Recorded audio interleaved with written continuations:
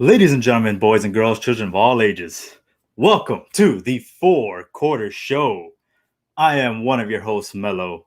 And again, as it was last week, I am without my co host, Align, because he is still studying for the bar, which everyone wish him some good luck. He's still out there studying, still doing his thing.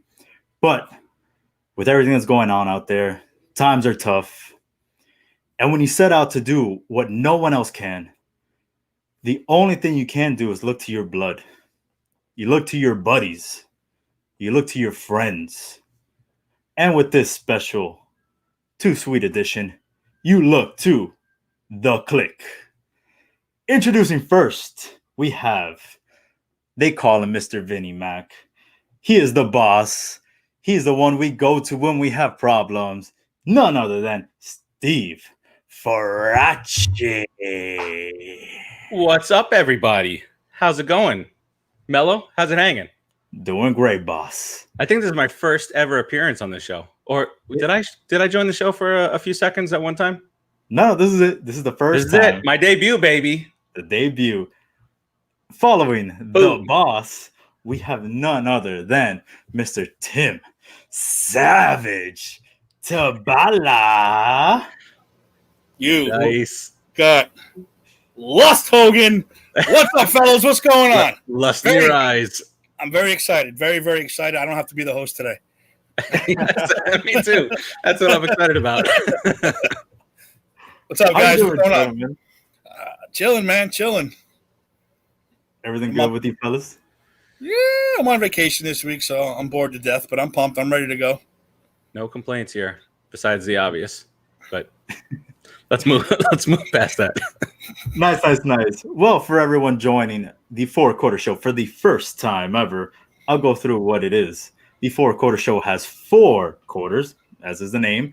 Each quarter is 12 minutes. We talk about a certain topic in each 12 minutes. After that, we move on. We have a halftime that normally we have a sort of a wager. Today it's going to be a little bit different. And then we have an overtime where we just shoot the shit, basically. No, not trying to steal that other No show. pun intended. Exactly. Gentlemen, anything you guys want to say before we get started? No. Nah, man, I'm pumped. Let's I'm do just this pumped. thing. I'm ready to go. I'm ready to get my energy out there. I've been stuck in the house all day. I'm ready. All right, so today is the Four Quarter Show Too Sweet edition. I decided, let's steer away from, topics that are going on. Everyone knows the NBA playoffs are out there. We got NFL stuff going on as well as MLB things. But I kind of wanted to make it a little bit of fun show, a little bit of a Too Sweet show. So we're all going to do our Mount Rushmore of shows.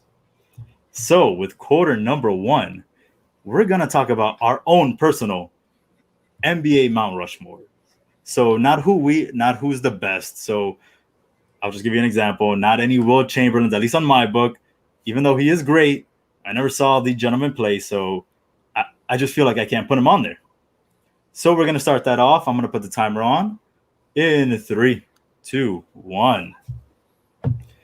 So guys, we're doing NBA Mount Rushmore first. I'll let the boss start it off. You want to give us all 4 or just one at a time? Your show, your rules. I think we should go one at a time now. Go one at a time then. I'm a little nervous. There's a timer. I didn't know there was a timer. There's a timer. Yeah. Timer. 12 minutes on the clock. It's like All right. 20. It's like 24 all of a sudden. Oh, love that show, by the way. Gotta get it up somewhere. Power. Out there. Just a tick, tick. I give you my word. Damn it, Chloe. All right. Damn it. All right, so the main rule here is if we didn't really see the guy play, we shouldn't really put him on Mount Rushmore. So we're not, Chamberlain and all these guys. Same thing for Babe Ruth for the for the baseball one. Correct. It's whoever you think belongs on your And I'm not even going in order here. I'm not even going in order of best to first to fourth, because the person whom a lot of people think might be number 1 there, I don't want to give him that. I don't want to do it. So my first entry, not the best, is King James, baby. LeBron James. LeBron James, he was the first NBA player that I ever had a jersey for that did not say Knicks on the front of it. It could have for a reason. Look, I loved him in Cleveland. I hated him in Miami. Miami, I can't even say it right. Then I went back to loving him in Cleveland, and now I'm liking him in Los Angeles. All right. I see the disdain in Tim's face from the moment I said it. Let's just put it this way. My list consists of nobody past the year 2000. Nobody. Okay. Am I up? Is it my turn? It's your turn. Go ahead. We got LeBron James on the boss's number one. It's very easy. It's very easy. And my number 1 and 2 go together like peas and carrots. But I'll just give you one at a time. It's Mr. Lawrence Joseph Bird. Probably my favorite player of all. It was my favorite player of all time. One of the first, probably the first basketball player I ever admired. First, I told the story before. First game I ever watched was the '84 Finals, Lakers Celtics. Even though the Celtics lost that game, Bird was the man that day. He became the man forever. Mr. Bird, I salute you. Larry was one of a kind. Won't even doubt that. So my number one, I'm going to go with what I thought the boss was going to go with first. And I'm going to go with none other than the Last Dance himself, Michael Jordan. The real Space Jam. None of this nonsense throw up uniform that we got going on. Suicide Squad himself, Space Jam, Michael Jordan. He honestly was just, I mean, I wouldn't bet against him at all. And after watching The Last Dance, it was just like, I can't believe he just found anything to go be like, yeah, I found that personal. Bam, he's going to go out there and score 50. He lied about things. He's a liar. He lied about things that people said just to motivate him. Exactly. Whatever he could to get himself motivated, he went out and did, and I love that. So my first sketch up there is going to be Michael Jordan. Boss, who you got next? All right, my number two. Not number two. Again, you got me ranking them now. All right.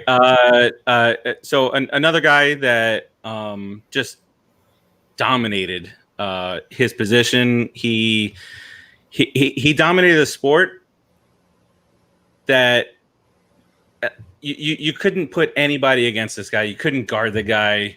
They named a time frame of the game after him, and that's Shaquille O'Neal.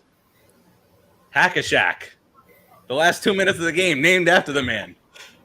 But he was insane. He was insane to watch. God, I remember having to deal take with the hardest of fouls and barely move, and for that reason, there were a lot of times where he didn't get the call because he didn't move. Because he was a beast.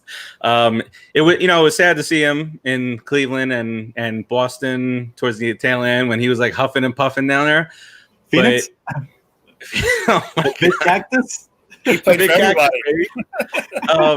But when he played for Los Angeles and he was with Kobe, and then when down here with the Heat, he was just godlike. And on top of that, he had so much fun playing the game. Go up for an alley-oop, and he'd be laughing and shimmying and shaking down to the end of the court. So Shaquille, I mean, we might need a bigger rock to carve him into, but he's on there, baby. I can't argue. I won't argue with that one.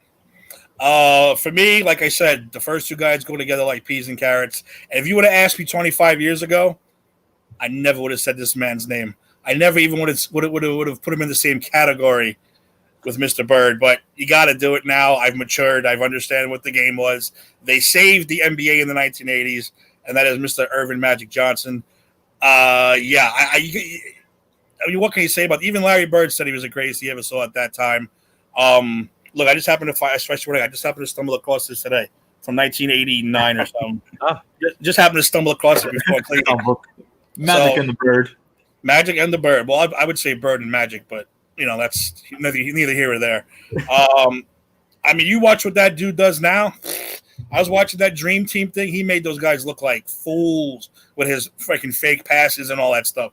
Phenomenal player and an all-around good dude. You know, back in the day, I wouldn't spit on him if he was on fire. But, you know, you mature, you get older, you appreciate the game more, and I'd put him up on my Mount Rushmore. Yeah, I just say that one of my favorite moments from Magic when he came back after the whole HIV thing, and he showed that he still had it with a fake pass that had the entire. I don't remember who they played. He went like this, swerved to the right, and he had the whole team look to the left, and it was just like, okay, Magic is back. You know, all the guys got comfortable playing back in the day because you know that was a little situation back then. But he just showed that he still had it, and that not that was his greatest game or greatest no look pass, but it just showed that he still had it. Completely agree. Magic was special, man. Just what he did, and as a point guard, he was what 6'7"? I thought it was Magic. I'm not even sure. 6'6", I think. He wasn't your normal, typical point guard. You know, he could have played all 5 positions, and at one point he did. You know, that's what made him so special. In that finals game against Houston, he played all 5, and they won. Exactly. Without Kareem. Yeah. So to me, I'm going. My next pick for my Mount Rushmore is none other than I'm going to go another Laker. And R.I.P. Kobe Bryant. Kobe was just another Michael Jordan type player that he wasn't going to give up on you. He was going to go out there and give his 100. And I mean, growing up, if I was shooting a piece of paper into a trash can, even if I didn't make it, you were still saying Kobe. That to me, I grew up with that. And, you know, I won't say that at the beginning of the year that didn't hit me hard. I didn't want to believe that it was true. And it did. Like, I was like, man, he definitely was, I want to say, really like my Michael Jordan growing up. You know, I remember seeing Kobe from the start to the end, and he even did more after that. Like his second part of his life was going to be just as good. He had an Oscar already 1 year after he retired. So who knows what else he would have done after that. So to me, I got Kobe as another one etched up there. Yeah, just for the record, I'm not trying to take anything away from Kobe. It's a horrible, horrible thing, but I have never shot anything and said Kobe. I've always said Bird. Always said Bird. Always. Or if you're dunking something, I would say Jordan. Or if you're dunking something hard, you say Shaq. Or you make a stupid pass, you say Magic. Everyone nowadays saying Curry, and I'm like, what? But you know, it's the next generation. It's the next generation, so I get it. You had your Kobe, I get it, but I've never said Kobe. I always say Bird. So just for the record, I've never said Kobe either. I don't think I've ever done that and said anybody but a Nick. So it'd be like, boom, Patrick Ewing. So you went in and out. You missed a lot then, Steve. You missed a lot. Allen Houston. Dave Allen Houston. There's just garbage all over. Just garbage all over the floor with Steve shooting. Miss one finger roll. Jeez, papers all over around the trash can. Like, who made this mess? Oh, it must have been Steve. Miss one finger roll to end a series, and geez. That's right. Is this me up? I am up. This is getting a little weird because this is my third entry and my third Laker. And it's what's going on? Third guy who played for the Lakers. So LeBron, Shaq, and now I'm tossing Magic in the mix. One of the greatest passers I've ever seen. Like, I mean, I don't want to beat a dead horse here, but he just did it all. You know, and some of the things like Tim, like what you were saying with the Dream Team, and some of the funny moments when he was talking about the Dream Team, and then he was talking smack to Jordan, and then all of a sudden Jordan's like, even though it was a scrimmage game between the friendlies, Jordan just took over the game, the big bubble and everything. So I think he had a tremendous impact on the game, on and off the court. You know, off the court, it was for something crazy that happened, and he kind of kind of brought the league together once everybody was okay playing with him after the fact. Agree. Damn Lakers. Three Lakers. Wow. Stop with the Lakers already. For real. I thought you were a Knicks fan. Wait, I could say if I pick a Nick, I'm gonna labeled as a homer completely. Well, you still got one more after this. Yeah, let me pick Patrick Ewing over.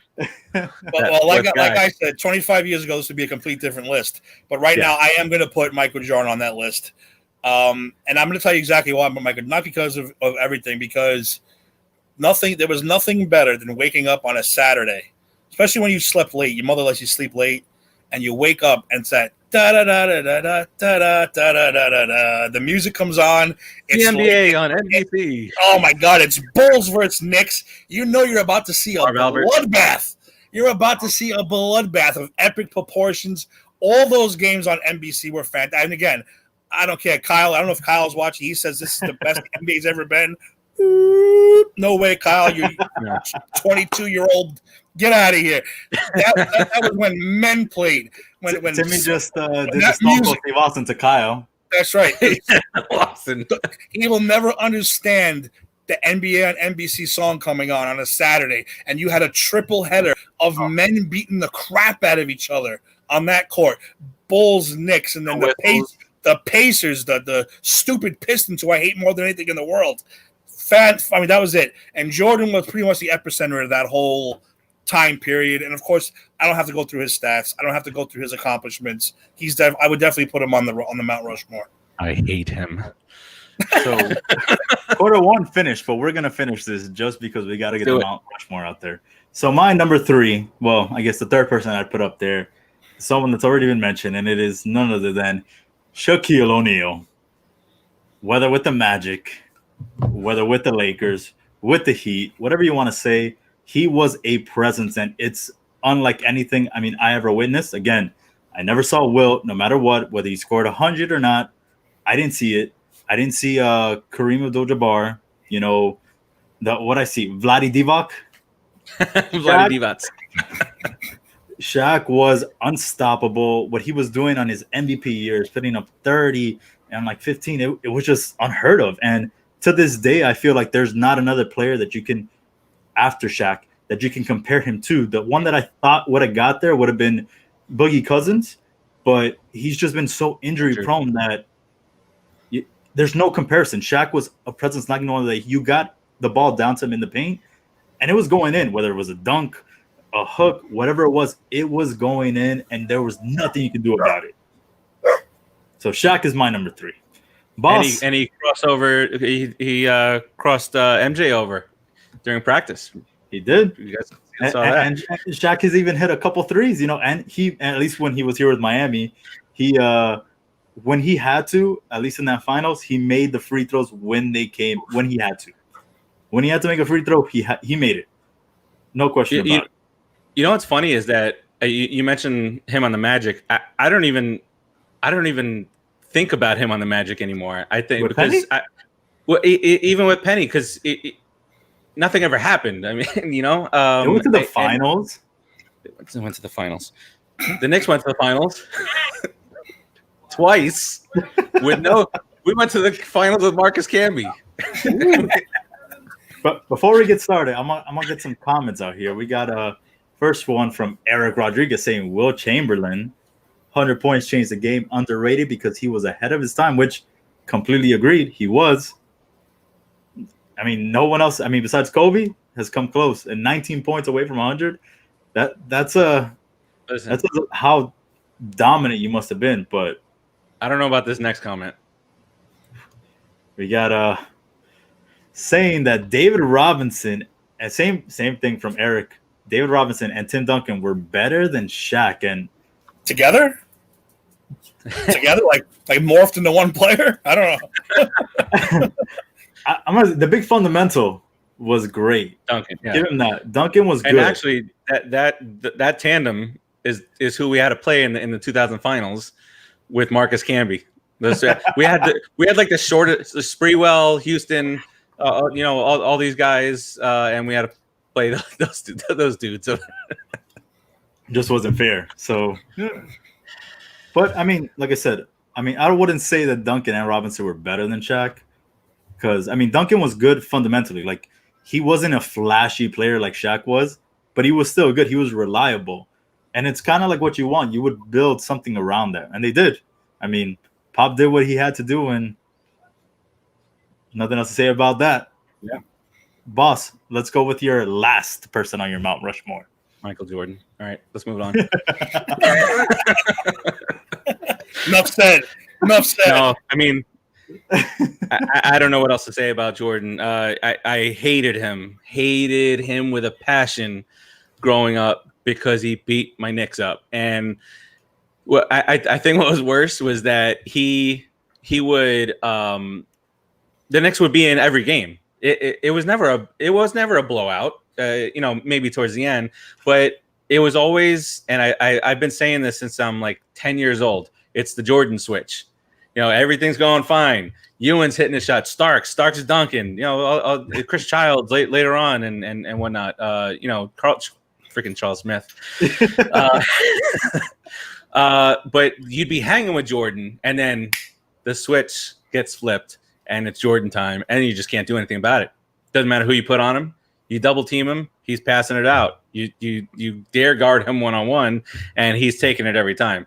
So I was the happiest guy in the country when he went to go play baseball, and the most pissed off when he came out back. Come on, man, get out of here.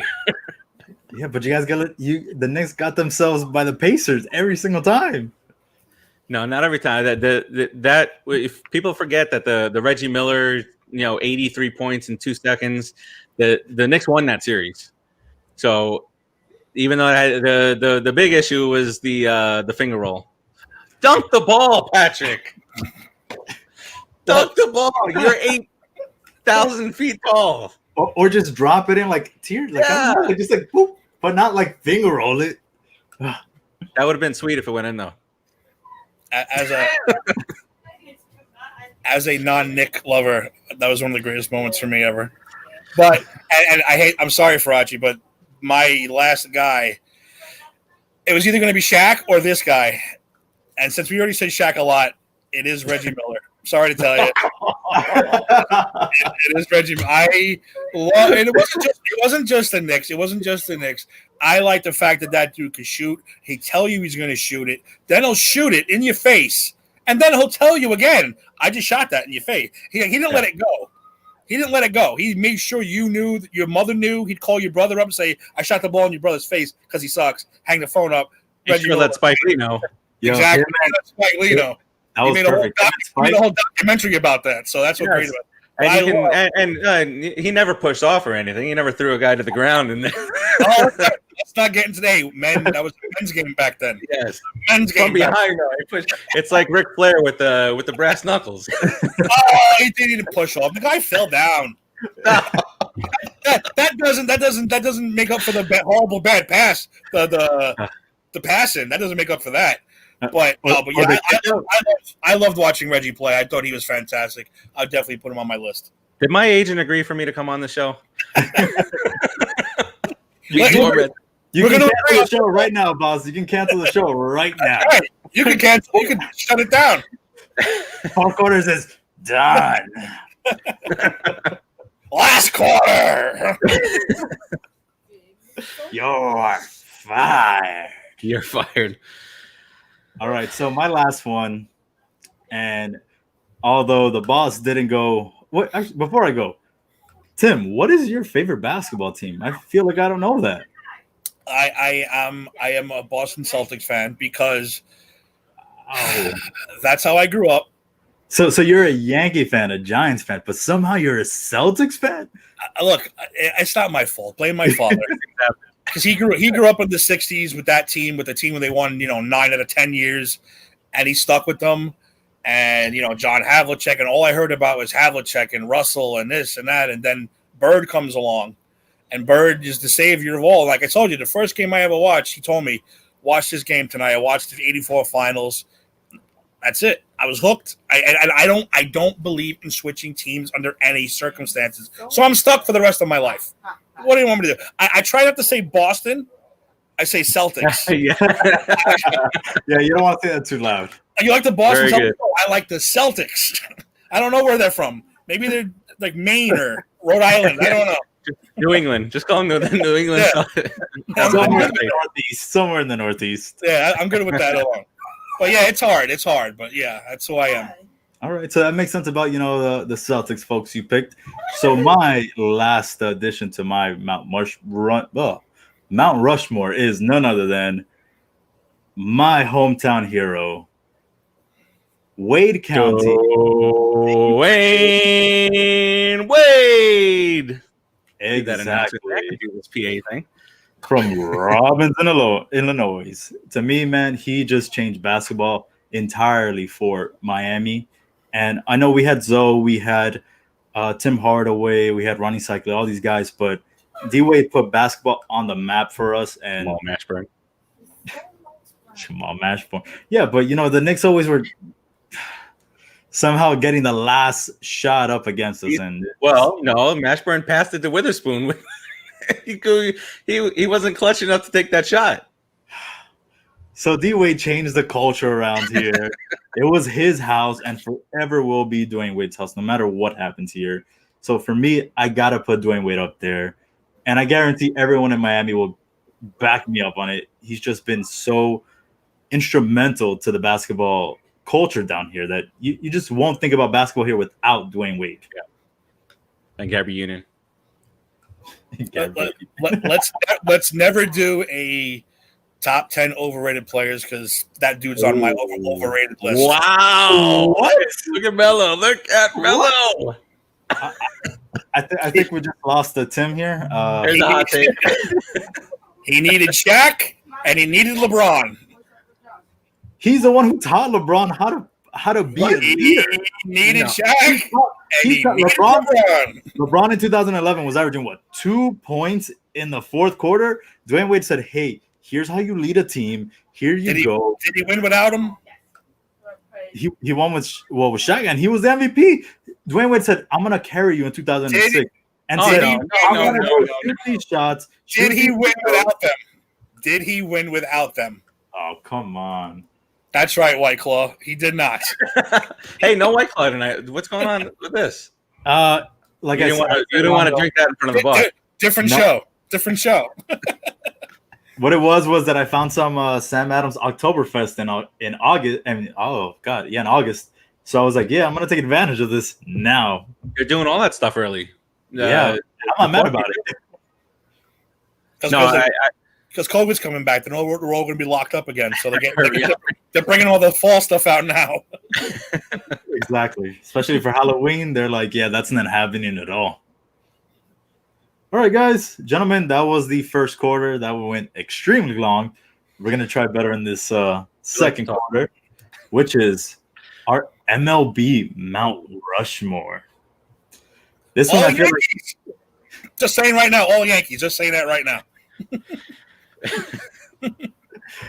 We're gonna get it going in 3, 2, 1. Tim, I'll let you start it off with the greatest team of baseball of all time. I don't like. I'm in a handicap ranch right now. No, very, very simple. My personal Yankee, who's not a lot of people's favorites, but he is my personal over the past 20 years ago. That's Mr. Paul O'Neill. Love the dude. Love the way he played. Love his swing. I love his attitude. I don't care if they call him a crybaby. I call it passion. If you want to beat the crap out of a cooler or two, I'm all for that. Here's a dude that kicked the ball into the infield. Yep, from left field. And that's it. I'll keep it simple. Go ahead. That's it. Paul O'Neill, number one. What was it that turned him around? He was a 250, 260 hitter in Cincinnati. Was it a tweak or the timing of that kick? Everybody, all my Yankee fan friends in Brooklyn, they always used to mimic and just try to get the timing down. That's ridiculous. That he was. It's an insane little kick, and a little swing that he had, but he made it work. Yeah, he made it work. I mean, he's just my dude, man. I love that guy. I had a couple home runs and I stalked him on 2 occasions. I finally got a picture with him, so I'm good to go. Stalking pays off, kids. I won't lie. My first Yankee game I went to, it was against the Blue Jays. I have that day they were giving out Paul O'Neill bobbleheads, and I got one of those bad boys. Right, I'm looking at it right there. Oh, look at that. Paul O'Neill bobblehead to my right. Yep, it's a classic. And Aren't you guys cute? So my first person on the Mount Rushmore, I'm gonna go with the controversial pick. Tim actually might not agree with this. I know the boss is gonna completely trash it, but I'm gonna go with none other than UM Zone. He's got a baseball field named after him. Aroyd. Alex Rodriguez, the man who brought us a title in 2009 single-handedly. I don't care what anybody says. We were out of him and CC. Oh, we got Civil War. Without A-Rod and without CC, we do not win in 2009. And as much as I love Matsui, I feel like overall, A-Rod was the MVP of that playoff push in general. We were, I think it was against John Lackey and the Angels. We were down. And what did A-Rod do? I was at that game. I was at that game. And he brought us back. In the I snow. feel like exactly. A-Rod was fundamental to that championship, and people want to trash him. Like A-Rod throughout his whole career was great. You say whatever you want, steroids, whatever. Everyone was doing it. To me, he did what everyone else was doing. He succeeded and surpassed them. So I'm putting A-Rod here no matter what. He's a first ballot for me, Hall of Famer. And he's dating J-Lo. That right there. Winner. He is a winner. And he's about to become the Mets' new owner. Stop it. The Wilpons are going to screw us to the very end. They hate the Steve Cohen guy for whatever reason. I don't know. All right, I'm going to go not going with the Yankee. I am going to go with one of A-Rod's teammates over his steroid-laden career. And kind of like with basketball, this is the first guy outside of my favorite team that I didn't get a jersey, but he is the guy that I really like to watch play, and that's Ken Griffey Jr. He made it look so easy out there. The Spider-Man catch against the Yankees, just the swing. The swing was like smooth as silk, easy swing, and he'd hit the ball to left field. The back-to-back shot that he hit with his dad. If not for the injuries for Griffey, especially when he went to the Reds, I don't even know how many home runs this guy would have hit. 800 more. Because he was just so consistent and batting average, driving in runs with that amazing late 90s Seattle team with Buhner and Griffey and Aroyd, his A-Rod at the time. Randy Johnson. Yeah, that was a damn good team that did not win anything. I agree with you, man. His swing was, like what you said, so smooth that so many people try to emulate it, and it's just, man, nothing comes close to it. The backwards hat on, taking batting practice, and of course the Mets screwed, potentially getting Ken Griffey Jr. In a Met jersey. They screwed that up. So I'll agree with you, but he's a bit of a crybaby too. So he can just shut up about his childhood trauma at the hands of George Steinbrenner. Big baby. But you know what? I did forget that he was involved in the Sosa McGuire thing up until the end. I forgot about that. Yeah. Until I watched that special. I was like, oh, you're right. Griffey was the third guy up there for a while. Yep. No, you can't take away what that guy did. And you're right, his swing was one of the best swings I've ever seen. But he's a bit of a crybaby. So screw him. All right, so what you got? All right, we'll move it along. Very simple. I watched his whole career. He is now part of the Miami Marlins organization. He is Mr. Derek Sanderson Jeter. You're talking about liking a guy from day one. Literally, you like the kid from day one. Day one to day, whatever hell he ended his career. And he was a quintessential Yankee. He was awesome. He never got in trouble. Never, he went out with the ladies. But who doesn't go out with the ladies? You're a single baseball Get baskets, baby. in New York. I mean, come on. His list of women alone puts him in the Hall of Fame, for Christ's sake. So I was so jealous of him when he was dating Mariah Carey. Mariah, Emilia, all those girls he had, and now his wife is like even beats them all. So yeah, Derek Jeter. I can't say. I said I watched his whole career, and that's something you don't get to say very often. You watch someone's whole career and see a Hall of Fame career, and I was so happy that I could say I saw him play many times in person. Also, real quick on this, you talked about switching teams when you were talking about the Celtics, and so my sister, she used to like the Mets, and it was all because of Kevin Elster, and then here comes Derek Jeter with a glistening smile, and then she got the Yankee hat, she got the Yankee sweatshirt. I'm like, what's going on here? How old was she? No, you can switch. You can switch up to a certain age. Okay, I honestly switched baseball when I was a kid. I told that story already. I did switch because my father had me brainwashed as a Dodgers fan as a kid. Yep. But the Dodgers were never on TV in New York unless they were playing the Mets. There was no interleague, so I couldn't see them. So what age did you switch? That's awesome. I was young. I told you it was a rain delay, and they played the 77 World Series followed by the 78 World Series. And I'm like, Jesus, these guys are freaking good. Especially Greg Nettles. I fell in love with Greg Nettles during that thing. Okay. And then like you heard all the names, and then you realize they all played for the same organization. You're like, wait a minute, Ruth DiMaggio, he's all for the same team? Really? And then that was it. I got hooked, and that was the end of that. I broke my father's heart. He every time he had a drink, he would say, I have to use the F word. This is exactly what he would say. Get a few drinks in him, he would say, fucking Yankee fan. I'd be like, look, I pay tribute. See? Yes. To my pops. Oh, that's awesome. I love that. That tattoo is dope. That's awesome. I like that. That's the first time I've ever seen that. Yeah.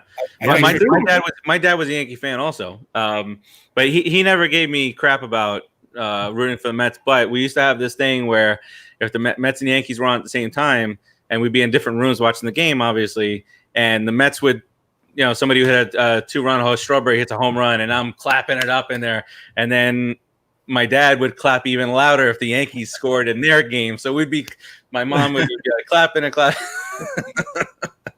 That's great. That's awesome. Very cool times. So my next pick, I'm going to go 2 and 3, just because my second one, I'm going to feed off of Tim's, and it is going to be DJ. Trust Jeter, and Jeter we trust, because he's doing right now wonders with the Marlins, which unfortunately right now they're losing to the Mets, but they're still on the top of the NL East, which no one thought. I'm going to go. Well, we don't know that. We'll see. But I'm going to go with what Tim went there with. Derek Jeter's dating Diamond. I'm going to tell you what this consists of. That's pretty good. At catcher, we have Minka Kelly. Wait, she's catching? Okay. She's catching. Yeah. Currently catching. At first base, we have Jordana Brewster. Second base, Adriana Lima. At shortstop, we have none other than Scarlett Johansson. Third base, Vanessa Manillo. Left field, Mariah Carey. Center field, Jessica Alba. Right field, Jessica Biel. Mm-hmm. Pitching, Hannah Davis. And at DH, we have Tyra Banks. Just on that lineup on its own of women that he's dated, Hall of Fame. Second lineup.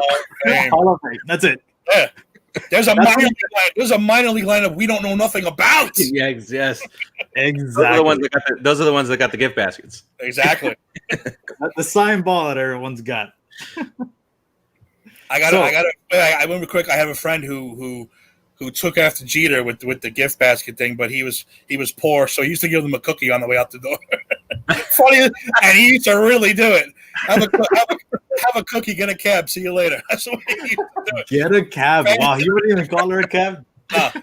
Get a cab. Here's a cookie, see you on the way out. He had the box of the Entenmann cookies always on standby. Well, that was my 2. So I'm going to jump into 3 and say my number 3 is greatest closer of all time, Mariano Rivera. Mo. Man, besides, what was it, 2004 when he went up against the Red Sox, which I still feel was a little questionable, the man was clutch. You did not want to see him because he was going to close the game and you were going to lose. He was going to get the save no matter what. So that to me, number 3 is Mo. 04 wasn't his fault. 04 was the rest of the pitching staff's fault. Well, no, but he had a game that he blew. Yeah, but we had to like when you really think about either way, there were 4 games that they could have won. Oh yeah. They shouldn't have lost that. So to me, Mo still is all time. It doesn't even matter about what happened in 04. He's still the best. Boss? Yes. David Wright hit a game-winning double over his head. And then Matt Franco, of all people, gets a base hit with the bases loaded. This is like 96. I think that was the first Dave Malicki. 97. 90. Oh, was it 97? Yeah. So it must have been 97, 98 when Matt Franco got the base hit to win it in the ninth. All right. So I've only gone one, right? You got 2. No, you got 2. Did I? Yeah. Who was the second one? Griffey. Griffey's the only guy I mentioned. How'd you only go 1? Oh, whatever. Go. Go ahead. Go 2. Well, David went twice in whoa. That's right. All right. Another. I'm going to go a little homer here, but it's not too homer. And it's Mike Piazza. And I'm going with Piazza because number 1, he's best. Really? Where? He's in the Hall of Fame, buddy. He's in the Hall of Fame. Didn't happen. Best hitting catcher of all time. He brought the Mets back to at least relevance in the late 90s. And the fans almost screwed that up because Piazza got off to a decent start with the Mets, and then he slumped, and they booed the crap out of him. And every day on the back of the Daily News, I'm like, this guy's gone. He's leaving. There's no way he's not going to come to the ballpark to get booed every single game. And it turns out he loved it. He loved being held accountable for it. He loved that the fans stayed until the end. And it wasn't in Dodgerville where they get there in the second, third inning and leave in the 7th or 8th inning. And then, just to see him 7 years with the Mets, even down to last year when it was a lot of injuries. He was still the face of the franchise, and for me, even though he made the playoffs with the Mets, it was kind of like for me, and it might be an unfair comparison now that I'm thinking about it, but it was for me, it was like Don Mattingly. He was best guy on the team all this time, and then he retires, and then the Yankees win the World Series. Well, the Mets, the Piazza left the Mets in 2005, and then you bring in Beltran and Delgado, and they won 100 and some odd games. They freaking Beltran didn't swing at the damn pitch. But yeah, I mean, he brought relevance back to Queens baseball. Even I was excited. I remember that day all over the radio. I went nuts. All over the news. I mean, Joe Beningo, I thought his head was going to. Mine did. I thought his head was going to explode. I lived on 85th and M in Canarsie, and I ran to Seaview Park and back, two city blocks basically, and back screaming, "The Mets got Mike Piazza! The Mets got!" And it reminded, because I did the same thing when the Rangers won the Stanley Cup in '94, screaming, "Let's go Rangers!" And then all the people outside in Brooklyn, and they were clapping and whatnot. It was fun, but I went nuts when I got Piazza. Because I am used to like the last 7 years of Carlos Baerga and Brett Saberhagen and Vince Coleman and firecrackers and bleach. So that's my second one. Well, go again, because I'll tell you right now, my next one is also Rivera. So there's no reason to get into Rivera again. So Steve, go again. I figured you both have Rivera. Can you not? How do you not have Rivera? I can easily not have Rivera. He closed out a Subway Series World Series. I could go Trevor Hoffman, baby. I'll go Johnny Franco on you. So, I mean, at this point, for me, it gets a little difficult because there are guys that I like to watch, but I hated the team. And, if it wasn't for the Mets and whatnot. And I did mull over Rivera. I mulled over Jeter. I can't do it. It can't. It hurt. Yeah. All right. So my third is probably the best pitcher I've ever seen pitch, and it is something that I struggled with because it's kind of like along the lines of going with Mariano Rivera. Greg Maddux. But it's Greg Maddux. Yeah, I knew it. This guy, and I don't know if he'd be the same pitcher nowadays with how the strike zone's being called. And I know Tom Glavine wouldn't be because he pitched for the Mets and he wasn't anymore. But they got that pitch 2-3 inches off the plate and it's drive people crazy. But this is a guy who threw a complete game shutout on less than 90 pitches.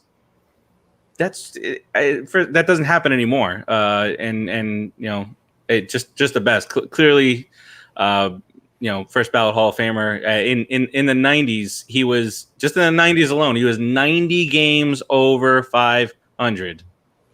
I almost went with somebody that might have pissed you off with Pedro Martinez, because I heard a stat today on Pedro.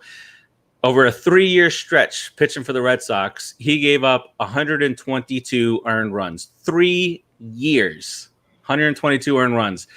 This year, through 19 games, the Red Sox gave up 124 runs. Ridiculous. Good, and it's all to the Yankees.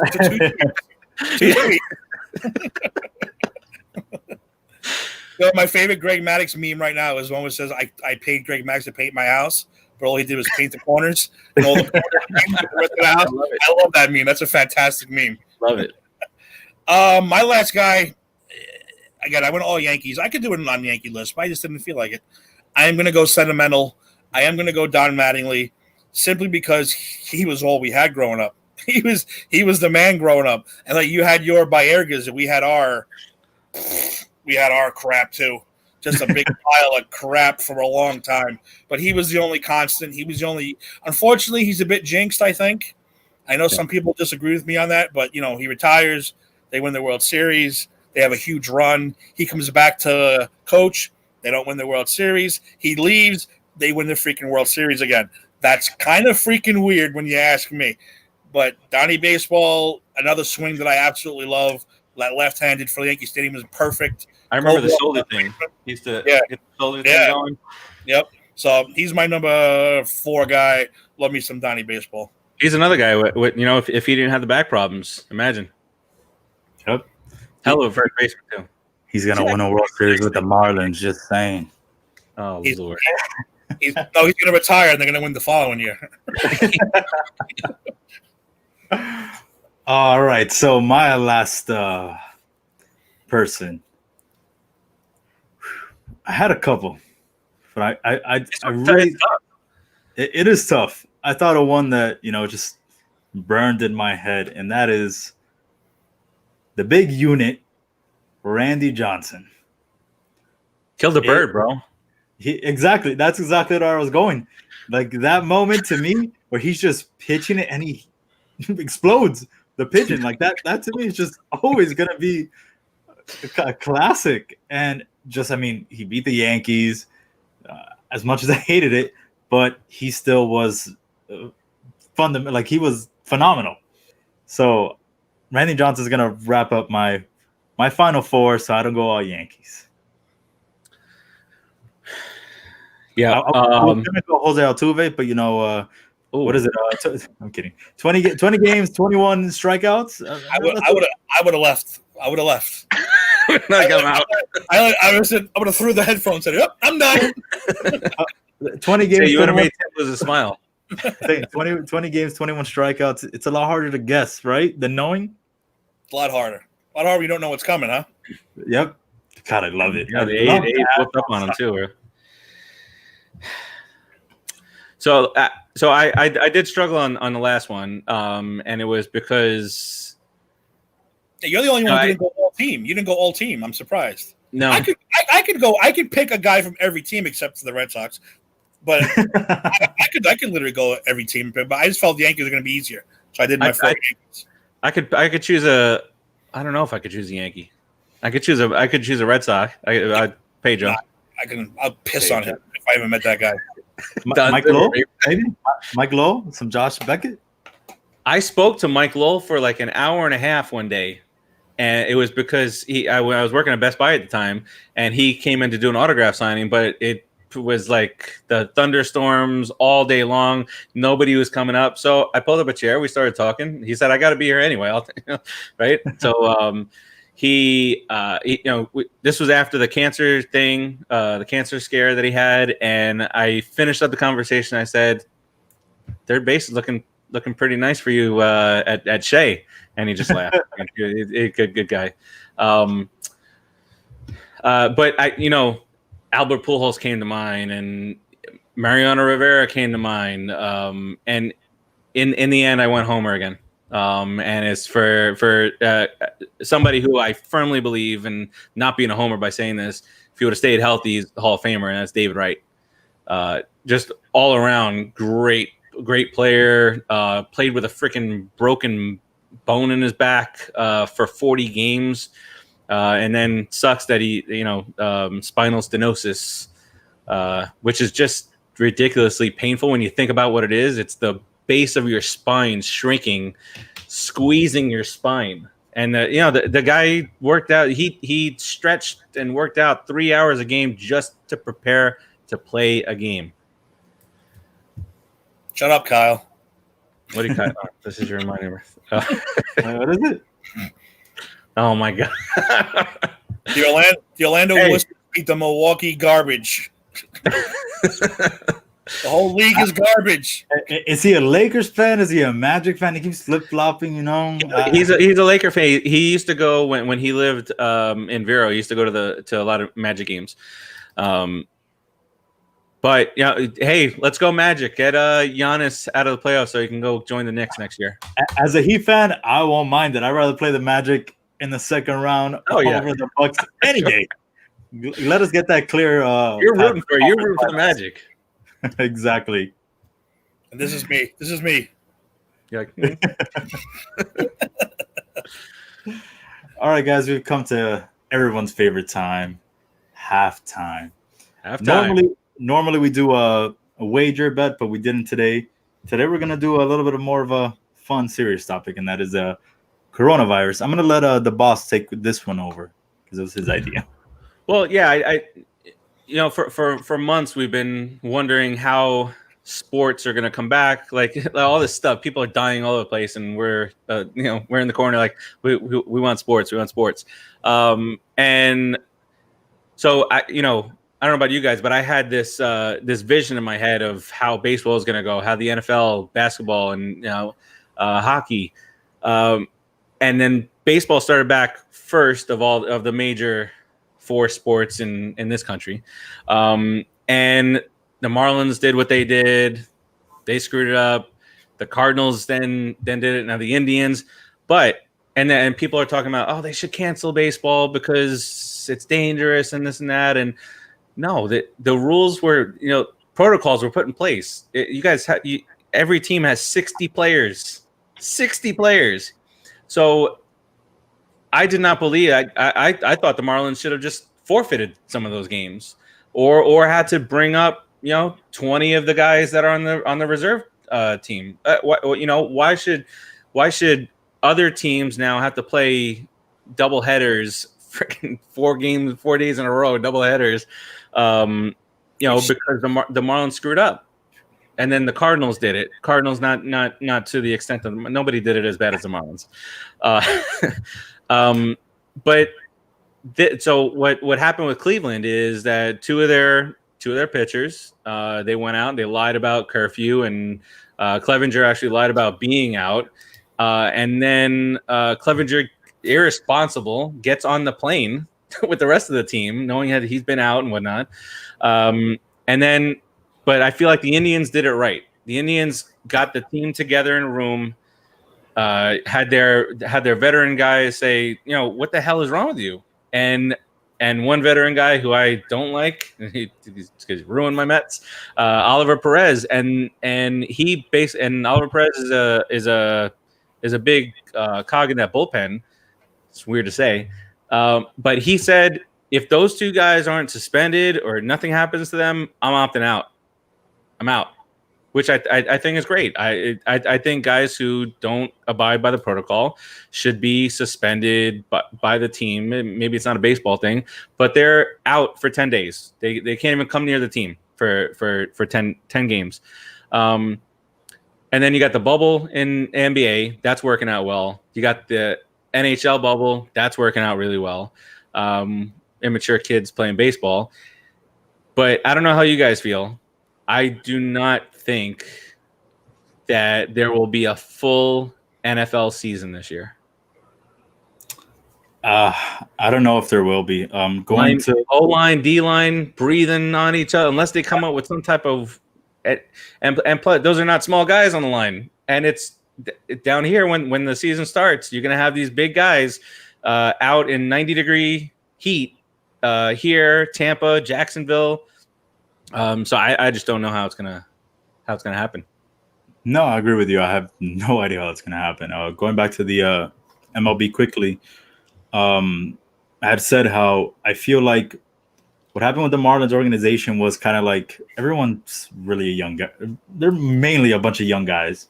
So their first opportunity they got to be somewhere other than Miami, where there's a ton of restrictions. They said, "Hey, I'm gonna go ahead and take advantage and go here and go there and be with whoever," and they didn't take that seriously, unlike other organizations where either the Mets or the Yankees or Red Sox, where their mentality is, all right, we're here to play the season, we're going to want to try to make the playoffs now that it's 16 teams and try to win. That wasn't their mentality. At least that's what I'm thinking. No, I agree. So it was kind of like a childish thing. So then I do agree with you that I thought that maybe we shouldn't have had, I think, what did they have? Almost like 6-7 days of not playing baseball. I thought, again, my mentality as with the Marlins is, okay, you didn't think you were going to do all that great. Why not bring up guys, make them have that MLB, like a major league, atmosphere, and see who's going to do well and who's not. I mean, I know some other teams like the Cardinals might not want to, do something like that because they were a team that everyone thought, okay, they're going to make the playoffs. They're going to contend for the World Series. The Marlins, no one thought that. So it'd be like, okay, have a bunch of guys, have your third, fourth, AAA, AA guys come up, try to play against these guys. There's no crowds. So it just gives you a different feel. Why not do that? But obviously, they decided to, And then they went screwed. Then they'll go and play a Philadelphia team, the whole series, and you're just like, oh, Corona, in first base. Exactly. But it was like, I feel like the MLB didn't do something from the start because it wasn't mandatory to wear your mask in the dugout, which I feel like should have been the first thing. The first series against the Phillies and the Marlins, what's his name? Didi Gregorius was wearing his mask the entire time. I think he took it off like after he hit a home run because he hit 2 in the first 2 games to like breathe, and then bam, put it right back on. If he was on the field, he was wearing it. Like he was being safe. And I feel like that should have been, if you're in the dugout, wear your mask at all times. There's no reason not to. You don't know what anyone's doing. These guys are grown adults. They can say, oh yeah, I'm going to be in my room. But you can't hold them accountable for that. They're going to go ahead and do what they want. If they want to leave, they are going to leave. That's why you're not seeing college football. Exactly. You can't have 18 to 22-year-old kids making decisions because we've seen what happens when kids make decisions, especially down here in Florida. Exactly. What are you going to do, though? Put a little tape on the door and be like, oh, it's broken. They went out. Okay, so what? Are you going to tell me I can't play the next game? Mm-hmm. If I'm a star? Like, no, you're not going to do that. So... But that's what I'm saying. The Indians have done it right. Clevenger's their top pitcher. And he's allowed nowhere near the team for 10 days. Two tests he has to pass too. Yep. How about before we move on, Aroldis Chapman? Jesus, this man! I've never seen a pitcher come back looking so swole as this man. I saw him the other day and I was like, "Yo, what did this guy eat? He looks ridiculous." He had coronavirus? This man had corona? Are you sure? Everybody wants it now. Exactly. He's like, oh, that's what I'm going to look afterwards? Because, man. Best workout program ever. He had Hulkaronavirus. That dude's just jacked up. And he was still hitting 100 like nothing. Listen, but real quick, I'll say it real quick. because I'm tired of it. But the worst thing I've ever heard Faraci say was it might not be football, and I almost cried a little bit. I want football. No, I want football. I died a little bit inside when he said that, but I do agree. As far as baseball going to punish. You got the Astros for 3 years of cheating. Nothing happened. You think they're gonna do something about this? They're not gonna do nothing about this. It's up to the teams to lay down the law. Manfred's a joke. I mean, he's a freaking joke. Worst commissioner in sports. He is. He's garbage. If you're gonna let the Astros get away with something like that, then basically, I mean, it's like the Wild West to me. I'd pretty much do whatever I wanted and say, I still can't stand. We talked about it on the other show that they don't get punished for 18 or 19. They only get punished for 2017. How is that possible? Yeah. How is that possible? It drives me crazy. But as far as Corona goes, yeah, I just want it to be over. There's not much I can even say about it anymore because it's depressing. It kind of took me out of hockey. It took me out of I couldn't get into it. I couldn't get into the crowd thing. It's hard to watch baseball. It's a little weird. You know what? It's getting a little better. Last night was the first time this year in baseball that I've not noticed there's no crowd because it was in Miami. and when sorry, Mello, but when we went last year, the fellas from the Put in the Book show, there was at a Mets game, Mets and Marlins, there was 7,000 people, and Keith, who he's got a loud carrying voice, and his voice was. We were behind home plate. Got a buddy of mine that works for the Marlins. Shout out to Dom.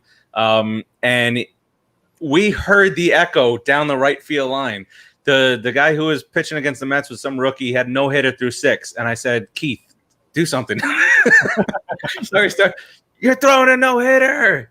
You haven't given up any hits yet. And the crowd, what little crowd there was booing Keith because everybody heard him. That's the thing with the crowds here in Miami. You're gonna get more away team fans. It's basically like a home game for the away team, some way. Like the Mets, the Yankees, the Cubs. I went to the playoffs in 2004 at Pro Player, and it was Joe Robbie, whatever it's called back then. But it felt like it was 60% Cubs fans.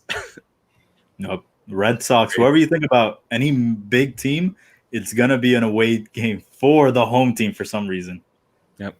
That's sad. Very sad. Yup. I mean, I hope Kyle is on the comments again. I see. I mean, this one. Yeah. James Dolan? No. No. Well, look at the next comment. Jay is clearly trolling. Hoodie Mello. The kid upset at Kristaps Porzingis, who, by the way, the kid wound up getting a Porzingis jersey only for the Knicks to trade him. The idea of Kevin Durant, that's funny. And Jerry Malin, that was a lot of fun. Linsanity took over the city, baby. I'm kind of surprised you didn't put Amari there. I feel like Amari was huge for you guys at like the start, and then he took too many wine baths. I don't know what the hell, like, punching fire extinguishers and stuff. All right, guys, moving on. We got a third quarter. Quarter 3, yes.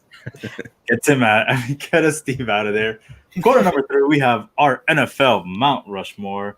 We've kind of gone over all of our 12 minutes, so I'm gonna stop putting the clock on because I feel like we're going over again. So quarter 3, Steve, go start us off for our Mount Rushmore of NFL. Easy peasy, baby. LT, the only LT. Daniel Thomason? Lawrence Taylor, baby. Don't make me kick you off your own show. LT, the Theismann leg breaking, sacking machine, baby. This guy was a beast, start to finish. No quarterback wanted to come and play the Giants. They wanted no part of it. I don't even know. And he beat Bam Bam Bigelow. So he did at WrestleMania. The forearm, what was it, from the second turnbuckle? Which is ridiculous. Well, are you done? Steve? You good? Yeah. My number 1 is also LT. I'll make it quick. Everything I've done since then has been number 56. He's a dude that literally made the left tackle the number 2 position draft right behind a quarterback because of him. And I don't care anybody says The Blind Side, the movie, is about Lawrence Taylor when you really think about it. So I really don't want to hear anything about this other crap about the Ravens guy, Michael Orr. So yeah, LT baby all the way. Oof. I guess I'm gonna keep it Giants, but I'm not gonna go LT. I'm gonna go with another gentleman who did a lot with just one hand. That is none other than Odell Beckham Jr. I'm sorry, that still gets played till today. Just one hand, he gets it's a pass interference, just goes back, grabs it with 3 fingers, and it's just iconic. I don't care what he did last year. He had a shitty O-line with not Manziel. Oh my God, look at me. Oh wow, look at that. Yeah, that's how bad I feel like the Browns are.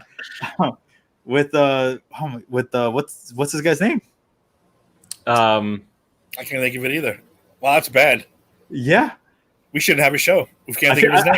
I feel like I'm like, okay, Johnny Manziel, Brandon Whedon, whatever. I'm looking at him right now. I promise you, I'm looking at him right now. The Cleveland Browns quarterback. And it doesn't matter. He was a Baker Mayfield. Mayfield. Yes. It doesn't matter what Baker. Baker was trash last year. Odell was still phenomenal when he was here with us. He can complain about Eli all he wanted, but Eli was getting him the ball there and he was catching it. Whether it was double covered, even though he did disappear against the Packers, but Odell, to me, what he's done thus far has been great. So I'm gonna put him on my Mount Rushmore because I know that he's gonna continue that and be better. Fragile.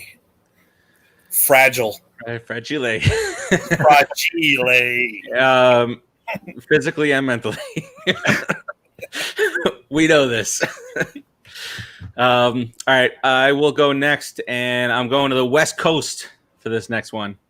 And that is one Jeremiah Rice. Best wide receiver I've ever. And I don't even think it's close. He won, Super Bowl MVPs, NFL MVPs, over 20,000 yards. He had the quarterbacks for it. But just in 23,546 receiving yards, that's absurd. And now who knows what happens nowadays, because it's become a very pass heavy league, and guys like Jameis Winston are throwing for 4,500 yards, along with 30 touchdowns and 30 interceptions. But that's how pass heavy the league is now. Mm-hmm. I like it. I couldn't do it, but I like it. Yeah, I know. I have too much pain against those damn 49ers. But I have one more Giant. I didn't go 4 Giants this time, but I will. I do have one more Giant, and that is hopefully the man I will be meeting next week. If my stalking skills are back in action, I will be meeting Mr. Michael Strahan next week. Hopefully, because Pyramid's back. They're shooting Pyramid next week in my job. Oh, nice. And hopefully I'm going to stalk him, and I'm going to flat out tell him, listen, you guys are leaving. You're not doing the show here anymore. I want a picture before you leave. Plain and simple. Bring my Giants hat in, but enough of that. Strahan was the guy after Taylor really anchored that defense for years and years and years and years. He was consistent. He kind of a babyish at the end, but, he didn't want to rebuild. He was mad at the rebuild. Yeah. Get ready to sit out, and then all of a sudden, boom, Eli comes in and is like, in that 2007, it was magic. Magic. I wish he didn't walk away when he did, but you know what? Go out on top. That's the way you do it. But yeah, man, Strahan was another LT type where what's his name? John Runyon, whatever. It's like, I don't want to play this guy anymore. I'm done playing against Michael Strahan. So that's my maybe you can get him to say, and you're watching the We Stomped You Out show. I am going to try. I got nothing to lose, so I'm going to try. All you can say is no. No, I'm good. All I can say is no. That'd be a good one. Yeah, Strahan, man. The Gap signature. The Gap is so good. Only thing that sucks is probably I have to wear the mask around him. So that's good. my picture's going to be me with a mask on and Strahan. Yeah. So, but whatever. We'll know it's him. But if you get him to say the line, well, I swear I'm going to. If I get to meet him, I'm going to say, listen. I'll be, friends of ours. We do a show and we named it the "We Stomped You Out" show after you. And he's, oh, that's cool. I'll be like, well, how about you say something? We'll see what happens. I think it is.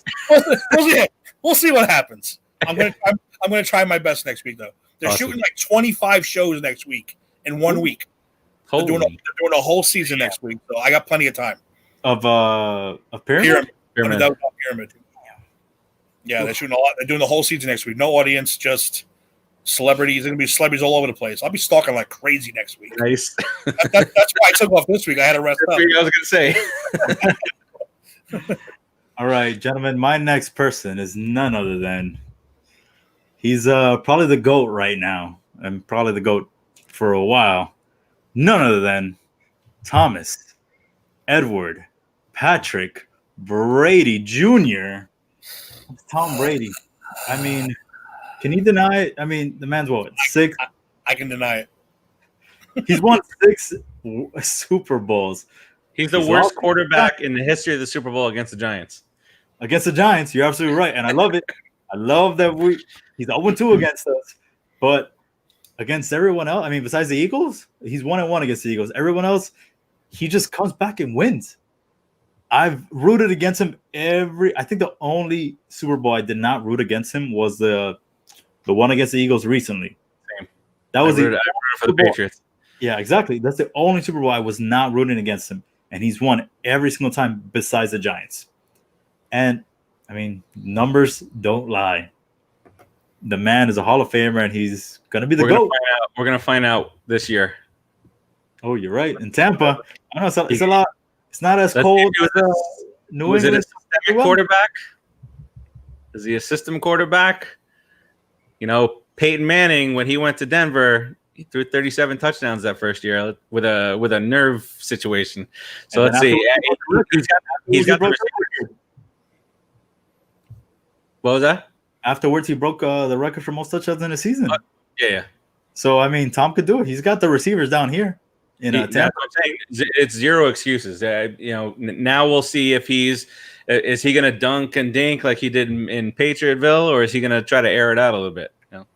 Exactly. Interesting to see. All right, my next guy, Joe Montana. Joe Montana. I'm going back to defense here, and I'm going with another. Not Strahan, not yet. Let's see if you're going with who I was going with next. I'm going with Reggie White. Ooh. Just he's a guy who was like the 1B to LT in the league at the time, and then I feel as though it was like the beast on defense. It was LT, then it was Reggie White, and then somebody else took over after that in my book. And maybe I'll get to him, maybe I won't. But my number 3 is definitely Reggie White. Jerry White. That's good. Number 3 for me. 5 foot tall, 5 foot 8 inches, I should say. The greatest running back of all time, I don't care what anyone says, is Barry Sanders. That dude did things with no help that you've never seen before in your life, and you'll probably never see again. If that guy did not retire and you gave that guy an offensive line 1 year, oh my God, I can't even imagine what he would have done. I can't even imagine. I feel bad for anyone who hasn't got to see this dude play. So everyone watching, just go watch the highlight reel of Barry Sanders. It'll blow your freaking mind. Emmitt Smith had 5 massive behemoth giants blocking for him for 5 years. I don't want to hear that crap. Offensive threats on that team? Yeah, exactly. I don't want to hear that crap. Barry Sanders is still, to this very day, I'll say he's still the greatest running back I've ever seen. Pre-Barry Sanders, I don't know. Probably Jim Brown. We want to argue that far back. But, yeah, man, Barry, he was in a whole nother class. You put that guy in another team other than those stupid Lions teams of the 80s, and you're talking no one would have caught his rushing league touchdowns, yardage, nothing. The guy was phenomenal. All right. Can't disagree there. My number 3, I'm going with another Giant. My favorite defensive end. None other than Osi Umenyiora. I feel like OC to me he was so freaking great. Most sacks in one game for Giants. I felt like if he was sacking, he was returning a fumble. Like it was just so great watching him, and he was a dog out there. He was going out there. Exactly. He was just going out there. He didn't care who was in front of him. He was gonna get through you and to the quarterback. And I mean, you have to love a player like that on your team. So I'm going OC with Tree. That's a good one. Tree. All right. My number 4. Won't spend too much time, but he absolutely helped us stomp out the Patriots, and that's Michael Strahan. I couldn't. Just thinking back on all the defensive guys that the Giants have had through the years, LT and OC and Michael Strahan, and Justin Tuck with the grill. But that's what the Giants have always prided. The Giants have always prided themselves on defense, and what they did. There he is. There he is. There's the man. But all time, single season sack leader. Don't want to hear anything that anybody else out there has to say about that. And then look, he like Tim, like you said, he might not have been thinking about handling things the right way, and then just I feel like everything clicked, and then he really became a leader of that team, and certainly a leader of that defense. And when you look back on that on the first Super Bowl that they beat Brady and the Patriots, let's get the offense the ball back. Let go get the ball. We're gonna win this game. So he always had that mentality, and he's always been that upbeat guy. And when he did that "we stomped you out" thing on that stage and everything shook, I get goosebumps, baby. I get goosebumps. Me too. Still to this very day. Such a great moment. Let's hope we get back to that soon. Please. Please. My last guy went with the quarterback, and it's not the quarterback you're thinking. Probably might be a little bit of a shock to you. But my favorite quarterback that I've enjoyed watching over the past, couple of years is the man from Green Bay, Mr. Brett Favre. I love Brett Favre. I love the way he played the game. I loved his attitude. I love the gunslinger. I love that. You know what? I'm going to throw this ball 50 yards. It might be an interception, but I'm still going to throw it.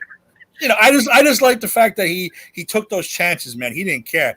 That dude threw that ball so damn hard too. I heard those receivers saying, you gotta pad up to catch a ball from Brett Favre, especially when you were inside the 10-yard line. There were guys that were like, "Listen, I didn't want to catch the ball because you knew that ball was coming in full speed, especially with like a tight end. That ball's coming in full speed from 10 yards out, and he's gonna drill you. And he's gonna hurt you." Yeah. I don't like the fact that he went to Minnesota, the Jets, whatever. The Jets are the Jets. No one remembers that. That was a business decision. The Vikings was more of a big FU, but you know what? Good for him. He did what he had to do. Everyone made the right decision because it was time to move on to Aaron Rodgers.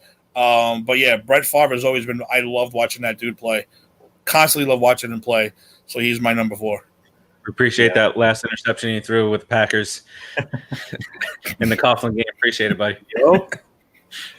Yeah, it's funny. Another person like Brett Favre is Dan Marino that you always heard. You can be like 5 yards out. He's going to throw it as hard as he can just to get it in your hands. And people just, yeah. Even if there's nobody around, if no one's around. Yep. I'm going to 300 miles an hour at your face. Yep, you better catch it. Yeah. That's it. All right. So my last one, I was thinking I was going to go Giants. I was thinking, I could have gone a little elite, with Eli. But, I'll leave it for the haters, who won't give him the credit. I'm going to give it to, Mr. Randy Moss as my final person on my Mount Rushmore. Getting the touchdown in Minnesota, putting his pants down, and, doing the dance. That's what I'm going to give it to. Most touchdowns in the season for a wide receiver.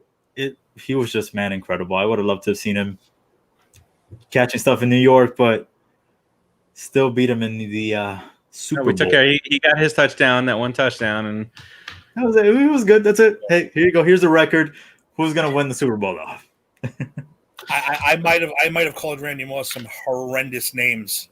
I would never repeat them either because I'll probably get kicked off every show, and my kids are in the house, and I'll be fired from my job. But let's just say, yeah, I didn't appreciate that touchdown very much. It wasn't just him; Brady got a lot of that too. So don't worry, don't think it's original. We gotta send Tim to some counseling before he's back. 30 days suspension. Anger management. If I repeated what I said after that touchdown, oh yeah. All right, gentlemen, we're down to the fourth quarter. 4 fingers up in the air. And being that this is the Too Sweet edition, we're going to do none other than our pro wrestling Mount Rushmore. And being that, we this got... he didn't want Elizabeth. This will be quick. On Savage's head. He didn't want Elizabeth. Being that we got Tim here from the Justice Feature, as well as myself, we're going to let Tim start this off. Mr. Savage, who is going to be your first person? Done. I hope that wasn't a giveaway. We're done. You just said it. You got lost. Mr. Randy Savage, of course. He's my all-time favorite. Always has been. Always will be. Named a hamster after him. I told that before. I've worshipped the dude since he first came on the scene. He turned me heel, and I've been a heel ever since. So, Mr. Randy Savage, I love you, baby. So this is Macho King? Yeah, I'll tell you. I turned when he turned. NWO, that turned you heel. He started wearing strings. I started wearing strings. He started wearing cowboy. Nice. I didn't wear cowboy hats, but I didn't know where to get those cowboy hats. But I would have wore a cowboy hat. Were you eating Slim Jims because of Randy Savage? Of course. Why not? No, I was eating Slim Jims because I was fat. But Randy Savage just helped me, though. He gave me an excuse. As long as you weren't, attempting to get bitten by a snake, I think we're okay. That damn snake. Why you got the antidote, brother? I don't know. That was crazy. I had not watched that up until a couple weeks ago when Jake the Snake just slapping the crap out of wow. Yep, he was not happy. And I was telling my wife this because I showed it to her, and I showed my son too. He's like, "Oh my god!" But I remember watching that. I think it was a Saturday morning, one of the Saturday morning shows or whatever back then. But I just remember thinking like, how'd they make that snake look so realistic? Real, baby. What's real? Nothing think about that. I was like, there's no way. There's no way. And it wouldn't let go. It would not let go. He was pissed at it. Yeah, because that's the thing. Yeah, Jake the Snake pissed the snake off, so he would bite into Savage. Because Randy pissed him off, so he pissed the snake off. Oh yeah, it was bad news. It was that whole wedding reception thing. I told my wife, yeah, I was at their wedding. She was like, oh, how'd that happen? I was like, it was SummerSlam. I was like, it was SummerSlam. There's 20,000 people there, but I was there technically. I was there. One of 20,000. Yeah. Match made in heaven, match made in hell. Oh, I would have loved to have been at that. I would have loved to have been at that. And that was I think that's when I really became a big Bret Hart fan. It was that Bret Hart Mr. Perfect match. Come on. But that they spoke about in that what's the name of the show that you told me to watch to do homework for tonight? Bump or was it time? So the bump, the bump, you scrolling through the thing and you see the bump there, and then it's like I thought the whole hour and whatever minutes was just Bret Hart. I was like, oh, so you watched like 2 hours of it? Like, what is? No. At one point, I'm like, all right, let me fast forward. I don't know what's going on here. I did get caught up on some of the Orton with the pun on Flair. I didn't know that happened. Orton's up to his old tricks. Yeah. Well, you got to come on, Steve. I want to hear your opinion about this Retribution group, too. We were talking about it last week. I'm not happy about it one little bit because it's very Antifa-like. I feel like that's a subject that they should not be breaching, even though Vince will breach whatever subject he feels like. But I don't know. Something He used to have a Middle Eastern. He had a Middle Eastern guy in the middle of the ring. I know. He had a Middle Eastern guy. He had a handicap wrestler. I understand he had all that stuff. He had a one-legged wrestler, for Christ's sake. But still, this is something that I cannot get on board with. I am very not. I don't know enough about it. I have to study up on that. Boss, go ahead. Give us your first what? Wrestling Mount Rushmore. Give us your first person. What? What? It's Stone Cold, baby. It is Stone Cold Steve Austin. He did that to me too on the show. That's why. Me too. My own show. Without a doubt, for me, it's Austin. He drove that whole Attitude Era. He did all the things that we always wanted to do and beat up the boss and and he was that guy with the attitude that as the worse that he did, the more the fans cheered. So much that they had to turn him face. He was going heel, and they did the double switch that worked perfectly. Those two guys pulled off that ridiculous match. Ken Shamrock as a referee, but they pulled off a double switch, which is really tough to do. And then he just, even after the injury, he couldn't wrestle anymore. He was sometimes still the most entertaining part of Monday Night Raw. We got all threw me off with the change of the background there. But for me, it's not easily, but it's Stone Cold Steve Austin. Can't have any complaints there with the Texas Rattlesnake.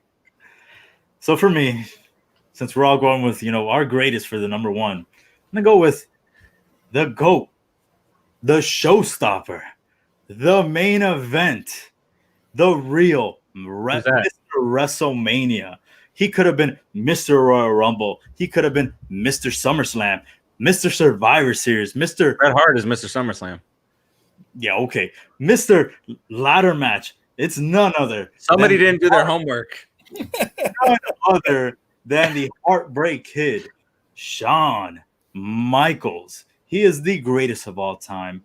Put him in a match with whoever you want. Put him in a match with Roman Reigns, and I guarantee he makes it worth watching. He will sell for that, man. You can even go back to him and Hogan, where he barely got any offense, but what he was doing was just worth watching. I'm trying to read what the boss is saying there, but I can't see it. I lost my smile. Someone with a smile? No. I've been keeping track of it, and it is Marty Jannetty's partner. Jannetty's partner.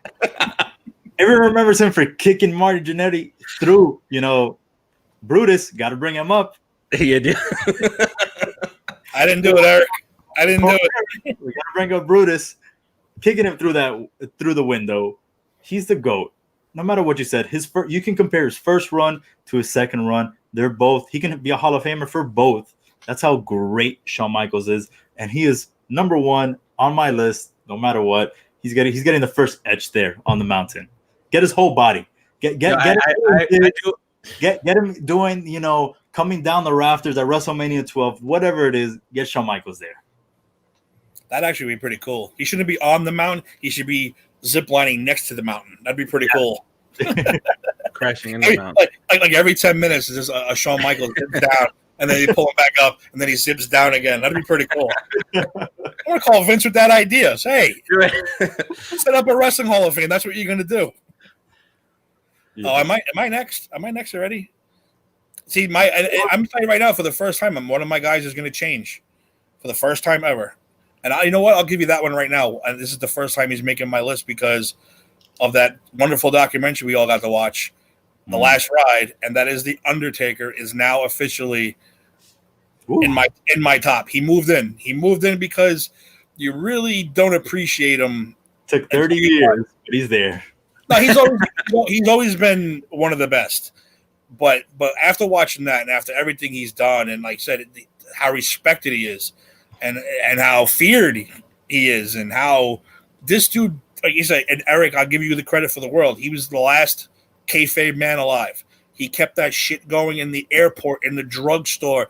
He passed on so many lucrative things to keep that character alive, to keep that character kayfabe, to be the Undertaker for the last 30 years. He sacrificed movie roles, TV roles, commercials, merchandise, all that crap to keep it alive.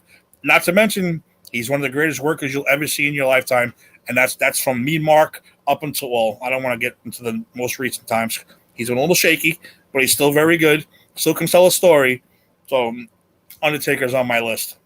Imagine the Undertaker having to keep his character while driving with Paul Bearer. Yeah, imagine that. Imagine them getting out of the car to get gas.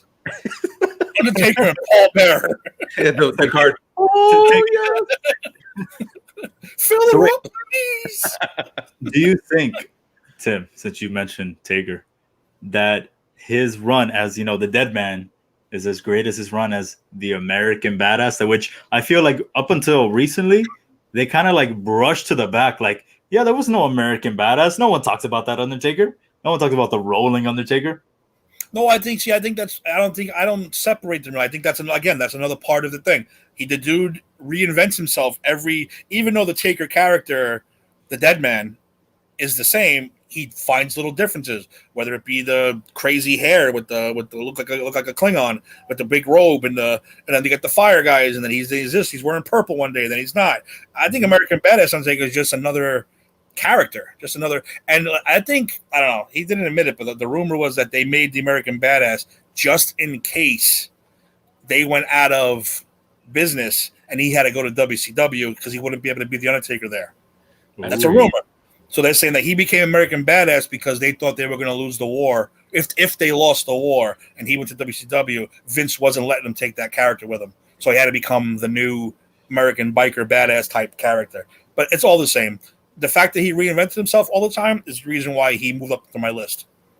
And he made everything work. Like, you can't say like there was one thing the Undertaker did that you were like, yeah, that sucked or that didn't work for me. Like I said, he went from dead man to biker back to dead man to like combining everything from Mean Mark to the Undertaker. Skyscrapers, all that stuff. All this stuff is good. You go back and watch his early stuff too. It's fantastic. It really is.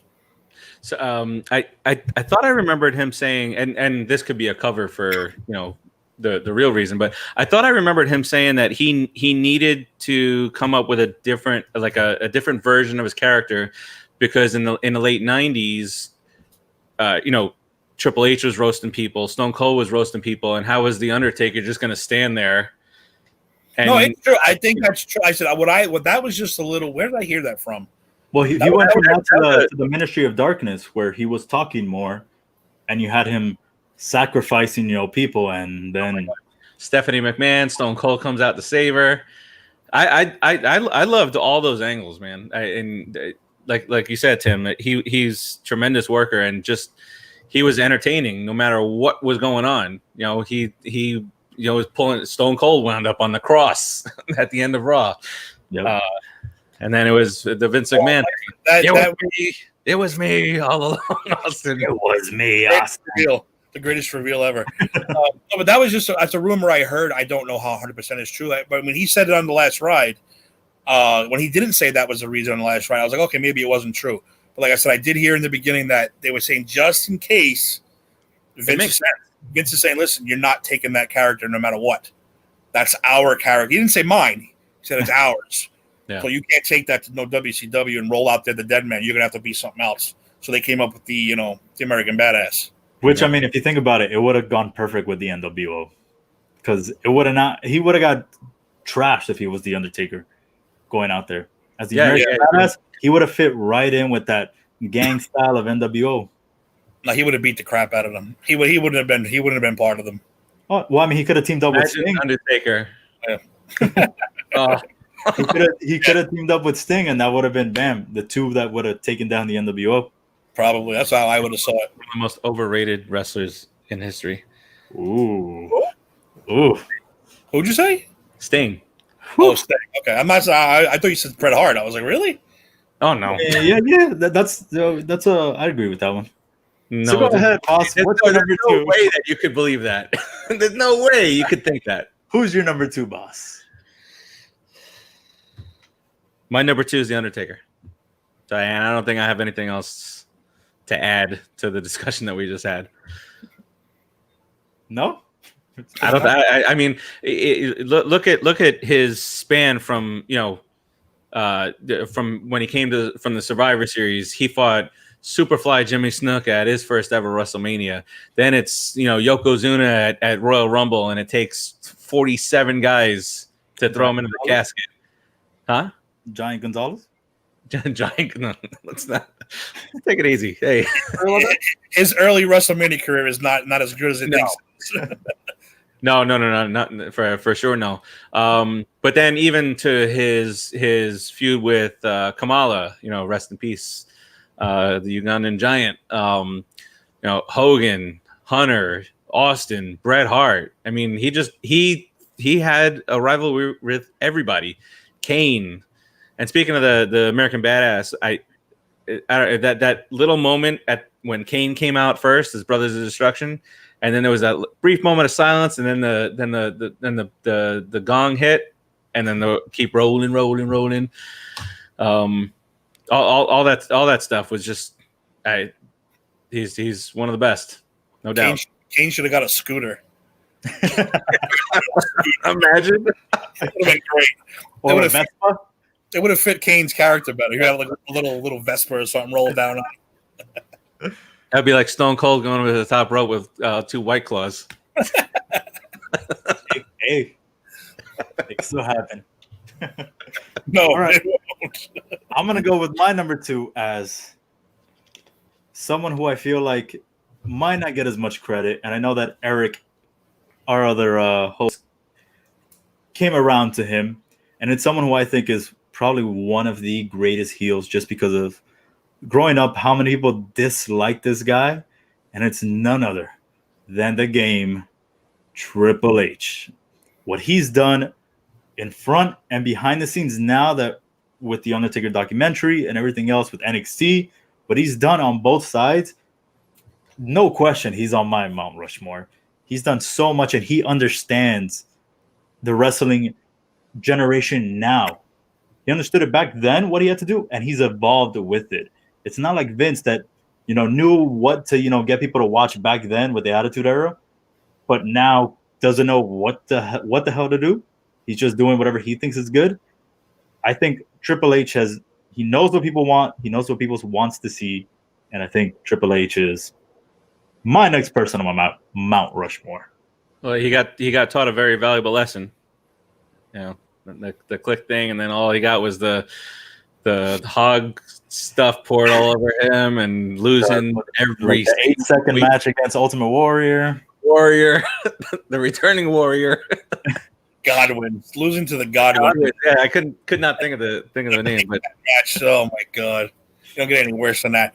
But I'll just say real quick, Triple H is my next guy. Also, if we were going 5-6, I'd probably have almost all the click on there. But I will go Triple H next also. So like you said, yeah, he's another one of those guys. I think I told the story before. I got a friend, his name is Bear. I don't know if he's watching. He tells a famous story how when he first came in with the blonde and when he was Hunter Hearst Helms with the blonde hair and he was a bad guy, he drunkenly said, "This is going to be one of the greatest wrestlers of all time." And everybody laughed at him.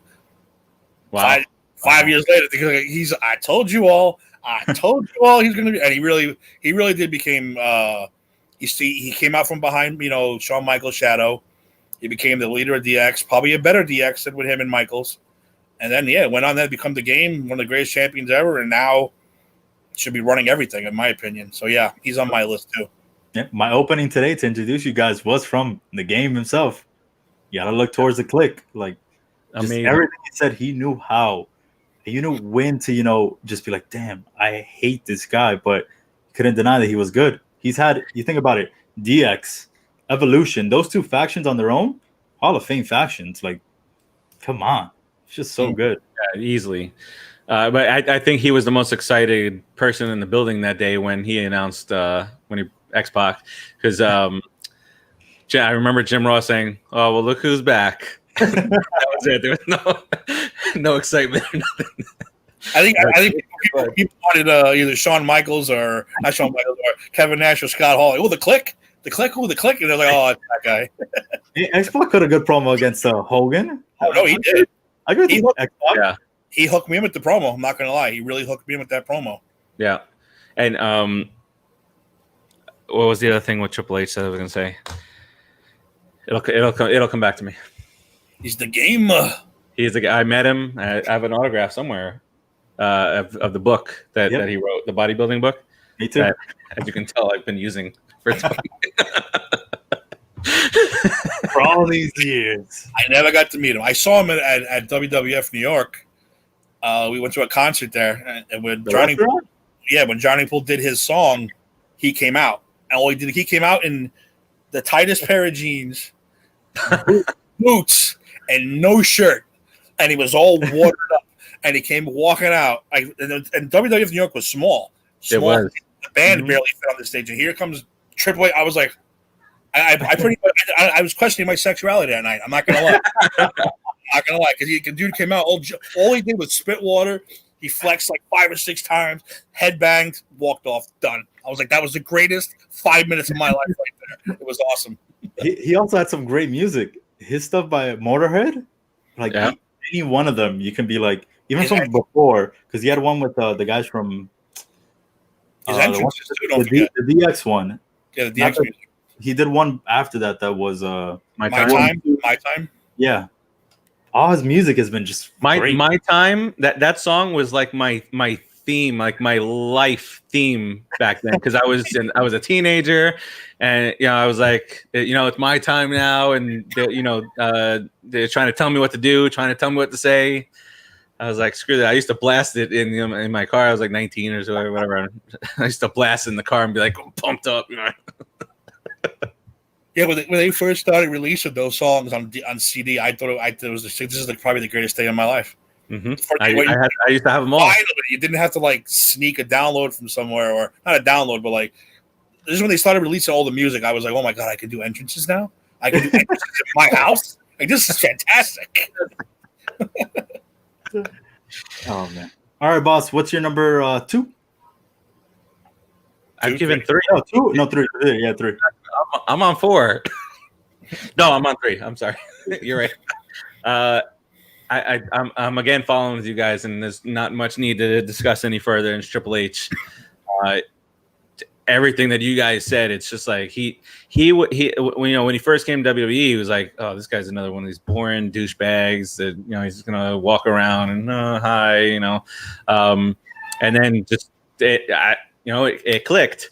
And it all came together, and he learned his lesson, and then he went on to become one of the greatest entertainers, stars in the history of the and it really sucked that he got hurt when him and Austin were teaming up, because I did enjoy that, and I always thought of it as Hogan and Macho Man of this era, the two biggest guys in the business, teaming up and wailing on the Hardy Boys and wailing on Lita and Kane and Undertaker. And then, man, that fruit roll up, we as me and a couple friends call it, just rolled off the bone bad. So how about we talk about how, I feel like we've been gassing up Triple H, that the man tore his quad and still went out, continued, didn't give up, did a pedigree through the table, and didn't give up. Of Jericho. Like, come on, like, even like when that happens, even the slightest movement is gonna hurt, and he had him in there. The wires are all tangled around. It's one of the things that I've shown my wife, that I'm like, look at this badass over here. When Kevin Nash blew his quad out, he just fell down and went, ah! It was over. Which time? Jericho said, "Are you sure?" Yeah, when Triple H tells a story, and he's like, "Are you sure you want to do this?" "Yes, do it." Then he gets back in the ring, and then he kind of tumbles. So much respect for that man. So let's not forget. Wait, one more thing. He kept the Click alive, and I don't mean like alive. I mean he physically kept those idiots from dying, because he didn't drink. He didn't do drugs. He didn't do the pills. He literally kept those idiots alive, probably from killing themselves for as long as they did. So you got to give him credit for that too. Yeah. If you think about it, he's the only one that didn't go through any troubles. Nash did, Hall did, X-Pac did, and so did Sean. And he married he married the boss's daughter, which is probably his greatest move ever. That's the greatest finisher of all time. Is giving Stephanie little kids. So wait, did you guys ever do the Triple H water take there? Constantly. You gotta understand when that got real popular, the Attitude Era, I was into it. I wasn't not a lot of like people close to me, but I had a lot of little cousins, little people around. So I used to beat the shit out of them. Yep. And my little cousins used to come over. Me and my wife used to watch them. I remember we first moved in our apartment. We didn't have any real furniture yet, but we did have a mattress, a futon mattress, and we had a ladder. Oh, so I tell the story all the time. My little cousins will comment all the time. I put the belt on top of the ladder because I never let kids win. I said, "You want to win? You got to beat me, sucker." Yeah. I'm not handing you no victory. Put them on top of the ladder. You get that belt, you're the champion. So I had two little kids running up the ladder. I would just rip them off. That's awesome. Onto the futon. I used to have a little thing of water on the side. Put it in my mouth. Spit it in their face. Baby powder in the face. I was not good. I got baby powder in the face. Damn. It's not cool. I abuse these children, but it's for their own good. You can ask them; they're all happy with it now. They only have fond memories of it. I'm already started with my son is going to be 6 months old in a couple weeks, and if I'm laying down next to him, he's just there. I hook his leg, and I'm like 1, 2, 3, and then the other day, my other son, about to turn 9, he heard me counting, and he runs for like a run-in, runs from his room, and as I'm going down for the 3, he stops me. I missed that. My kid's too little tall and lanky for that now. I can't even do anything with them anymore. Oh man, yeah, great times. So my next pick, going off Triple H and that infamous tearing of his quad, I'm gonna go with Y2J, Chris Jericho. When we talk about reinventions, Chris Jericho has been able to do it throughout the entire last 2 decades. From his start in WCW to WWE, how many times he did it, and now in AEW, what he's been able to do, he's not even champion. And people still call him Le Champion just because of how great he is. He's been able to elevate guys now, which is things that other people in WWE have not been able to do. John Cena has not been able to do that. Randy Orton, we're still waiting for him to do that, which he should. There's no reason he should be beating Drew McIntyre on Sunday. Let's see what happens. But Jericho has been able to do that. And I feel like he's always been so entertaining on the mic. And whatever he does, the list, the scarf, what is it? $1,000 jacket.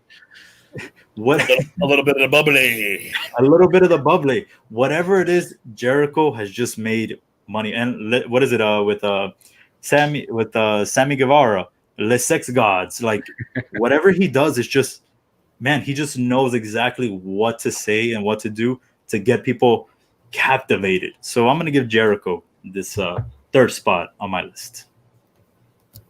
3rd? You only go up to 3? I'm up to the last one. You're on the last one? Yep. We're going around. They all change all the time, but I'm gonna have to go with my personal favorites. Again, the list might change every now and then. If we were doing 10, the list would change. But I'm gonna squeeze in my man, big sexy Kevin Nash. I bet I was a fan of him too from day one. First day he came out with Shawn Michaels, I was like, dude, what's his name? Big Daddy Cool. I'm writing that down. I used to write that down on all my school projects, and I used to get Tim, please stop writing Big Daddy Cool on your like, stop writing the Heartbreak Kid on your stuff. Like, I don't know who you are. It's like, So, Nash is just one of those cool big men, man. He personified it. He played the role. He fit right in with Shawn. And like I said, I think he's underrated as a wrestler, to be perfectly honest, for a big man especially. I've been a fan of him his whole life, and like I said, I am a huge mark for the Click. I'm a huge sucker for the Click. I ain't gonna lie, but that's my dude right there. And he beat one of the top 2, because you know how I feel about Rey Mysterio, most ridiculous world champions of the last 25 years. Bob Backlund. Oh my God, I thought that was. He beat him in 10 seconds. So he beat him in 10 seconds, and then that was the whole Owen Hart, Bret Hart thing, making his mom throw in the towel, being no, help him, help Bret. And don't forget, he's also Kevin Nash was Super Shredder. He's been in John Wick. Mm-hmm. He's been the Russian and the Punisher. He's been. Not a lot of people know about the Super Shredder, the Shredder thing. Shredder, we talked about it. We said Kevin Nash is probably the greatest wrestler that has cameoed in so many different movies. Cameoed. Yep. Yeah. he ain't beating The Rock, but let's say cameo definitely. No. But yeah, he was great in The Longest Yard. He was great in these little roles. He's really good. I said even in John Wick, guy has 3 lines. I was like, wow, I didn't even know that was him right away. He did a pretty good Russian accent. Pretty good for you, Kevin. Yeah. And don't forget, he was naked in what's that? Magic Mike. Magic Mike. Yep. So yeah, so good for him. I don't know how he did the quad though. And you know what? So honest, one of the most honest guys you're ever going to talk to. You talk to him and Hall. Look, just YouTube shoot interview Kevin Nash. He's going to tell you. He don't give a shit either. He's going to tell you exactly what's going on. So I dig that also. Yeah, I definitely appreciate that about him. All right, boss, we're on your final one. The Hulkster. The Huckster? I was doing that drunk in the pool on Friday. Oh man, I don't know. Hogan was the first guy that when watching wrestling. That's who I as millions and millions of people just were drawn to Hulk Hogan and the say your prayers, your vitamins, the good guy, the 24-inch body. There was nothing as a kid not to like about the red and yellow Hulk Hogan. I was so upset when he got sent to the hospital by earthquake. So I was heartbroken.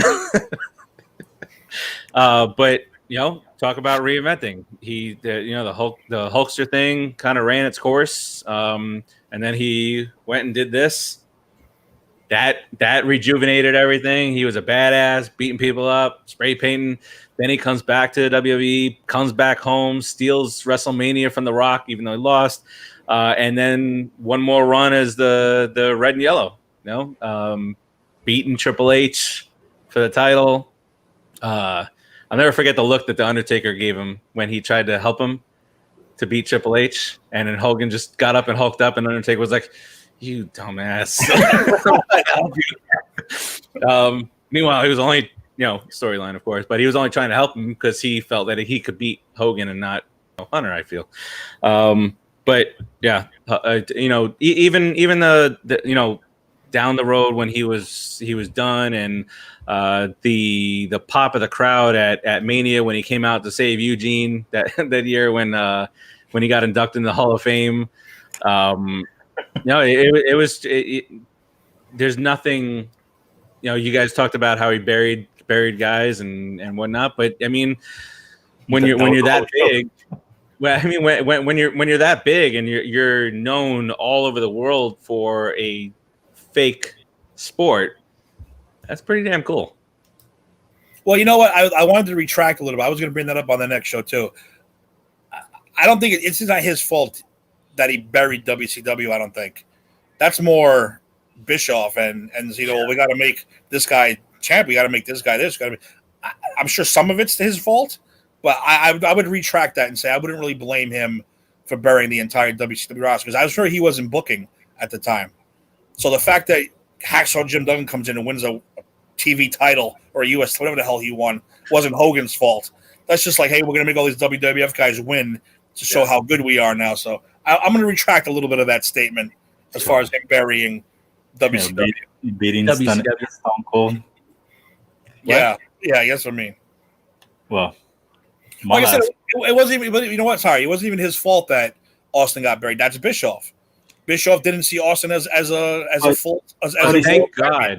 But he came in and buried Vader right away. Oh yeah. I'm not saying I'm not taking away that, but I'm talking about like guys like Austin. Austin. Even Austin. Remember that one promo? Gene was talking about Hogan. Austin comes on and says, "Thanks for taking up all my time talking about Hulk Hogan." Now I'm like, wow, that's fantastic. So, but that's more Bischoff putting the WWE guys over, Of course. because you got to make them more popular, make WCW more relevant. But yeah, Hogan definitely did his share. But I'm going to retract a lot of that WCW stuff. That's got to be more Bischoff. Yeah, and my thought is that Bischoff wanted to beat Vince with his own guys. So, the fate like Duggan coming in and winning a title, and it was just like a more of a slap to Vince. The nasty boys, the nasty boys. So well, that those are Hogan's buddies, right? Yeah. So maybe Hogan had a little bit something to do with that one. Title was Brutus, but whatever. Brutus deserved a world title shot. I'm writing down all of the Brutus stuff. Just to let you know. Tell Eric how many times Brutus came up. By the way, Eric, here's another show you're invited to. Yeah, he was invited today. No excuses there. I'm going to go with my last one, and here's going to be another one of Eric's favorites. It's going to be none other than the greatest professional wrestler in the world right now. Kenny Omega. No, I'm kidding. It's not Kenny Omega. I still don't even know what this guy looks like. I hear you guys talking about him all the time, David especially. But I put the gifs in the chat all the time. It's the guy with the curly, moppy hair. Picture your dirtiest, drunkest uncle. That's Kenny Omega. Looking him up right now. Give the man some props. He's good. But my last person is going to be Vincent Kennedy McMahon, Mr. McMahon. Wow. In front of the camera, not behind the scenes, because in front of the camera, without Vince, without Screwed Brett, there would be no Stone Cold. He would have no one really to rival like that. And everyone wanted to see Austin beat up Vince because everybody wanted to, flip off their boss, be like, yeah, screw you, boss. And that's what Austin did to Vince. And without Vince, there's none of that. And then if we want to go backstage, Vince bought up all the territories. He made this creation, which we hate today, but we loved back then. To me, it's got to be Vince has to be up there. 2/3 of it's pretty bad. 2/3, exactly. So I got to say, Mr. McMahon is up there. It was me, Austin. Or, I feel like to me, when someone says you're fired, I think of more Vince than I do Donald Trump. Same. I think of you're fired. I stuck in the back of the garbage truck. Exactly. Or tearing both of his ACLs running in the road. Exactly. Be pissed off about an ending. There's so many things. And then the Kiss My Ass Club.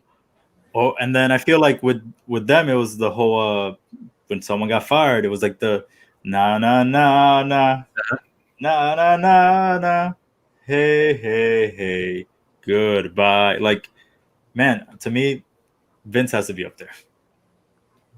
That's a good choice.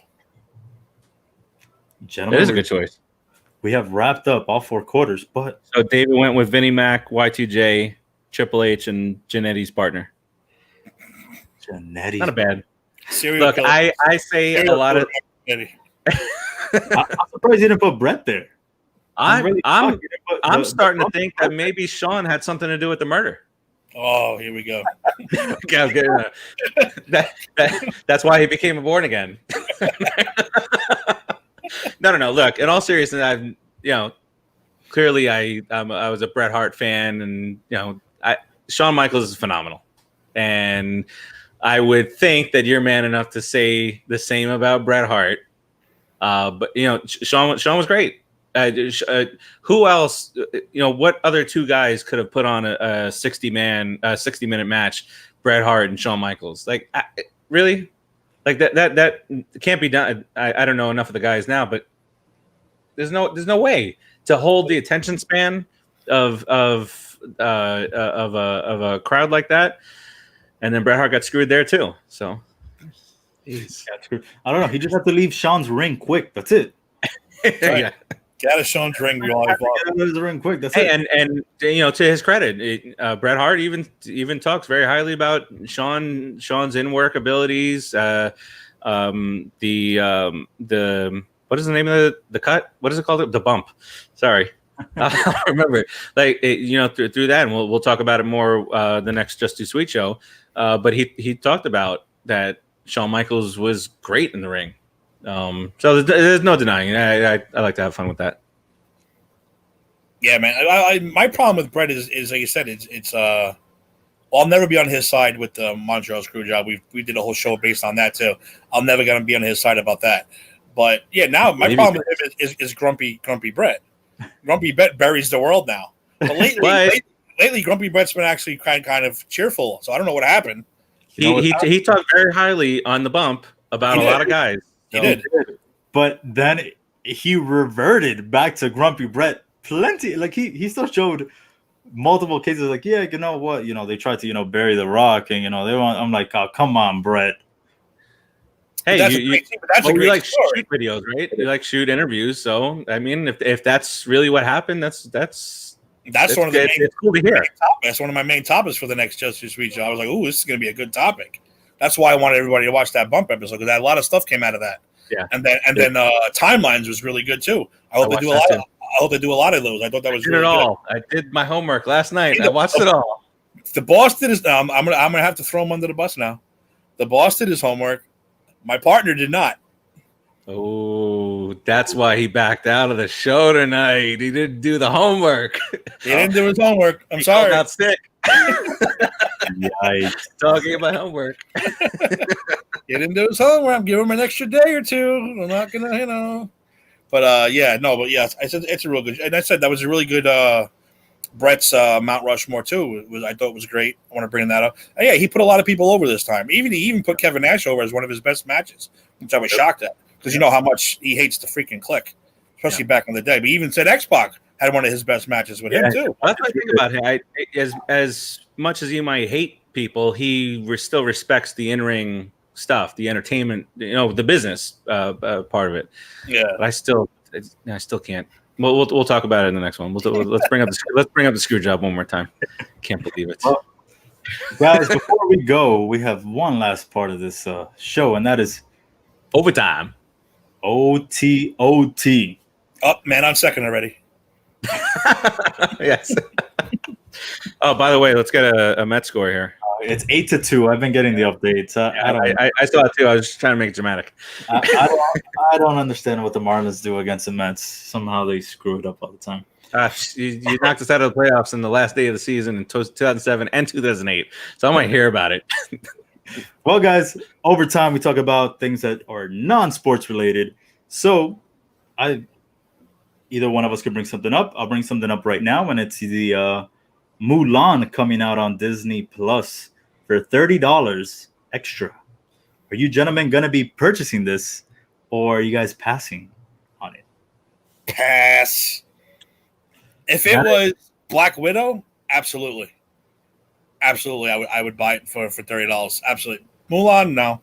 Not my cup of tea. Not that I have nothing against it, not that I wouldn't watch it, but I'm not paying $30 for it. But you spend $50 when you go to the movies anyway nowadays. Take my son's my movie buddy. We have the Regal Pass and all that stuff, so we don't, free points and free this, free that. But most of the time, you're spending $30, $40 anyway. So why not? I would love to have that at home, and just give you a little inside information, because I do have some for the company that I work for.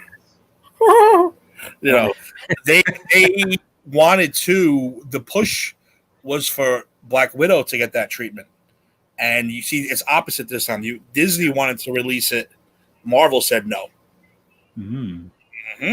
See, I got the inside scoop, but that scoop's gonna run out soon, which sucks. But yeah, they said that here first.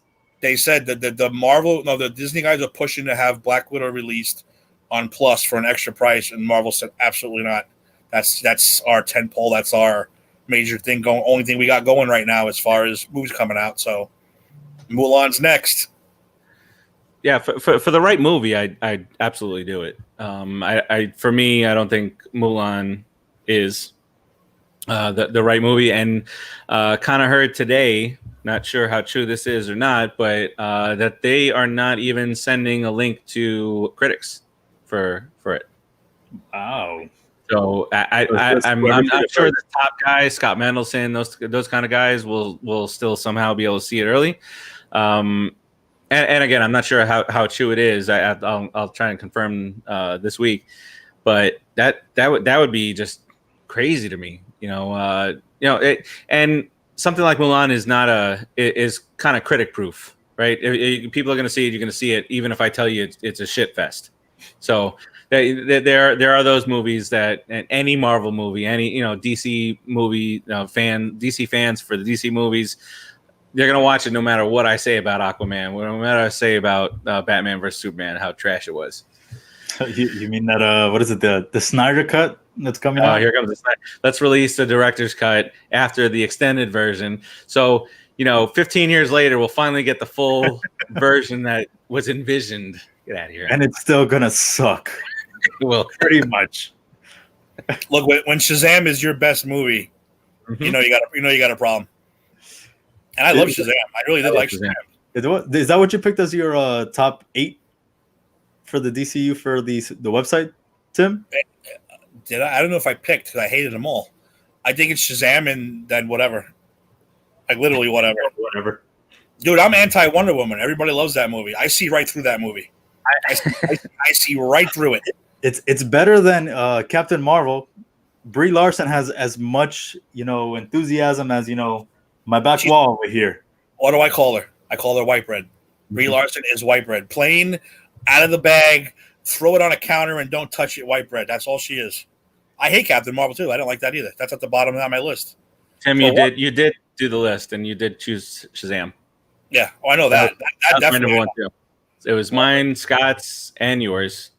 What was mine? And David's. Sorry. Okay. Just making sure. I was like, man, I hope I didn't pick Wonder Woman number 2. See, I didn't hate it. I thought it was okay. I thought it was better than Captain Marvel. Wonder Woman number 2. I didn't like it as much as everybody else seemed to have. I didn't love it.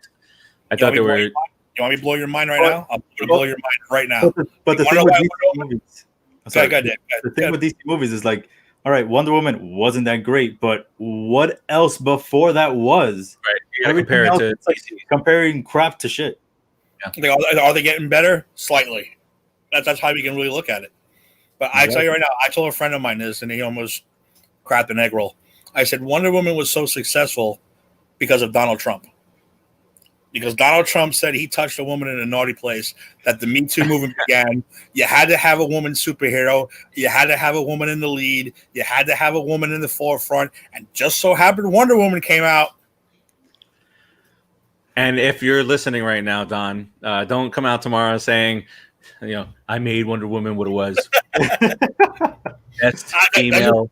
It's just my personal opinion. So Wonder Woman came out in 2017. That was what, less than a year from we almost got Hillary as president. So yeah, it was all the perfect timing for it. So a lot of people would have preferred her, obviously. It's conspiracy theory, sure, but it's my personal thought because I thought that movie was crap. I thought it was utter crap. I thought it was boring. There's a lot of plot holes. Oh, plot holes! Oh my god, plot holes! Long, drawn out, 15-minute conversations. It is Captain America only bad. Captain America was so bad. I think Captain America. It was great.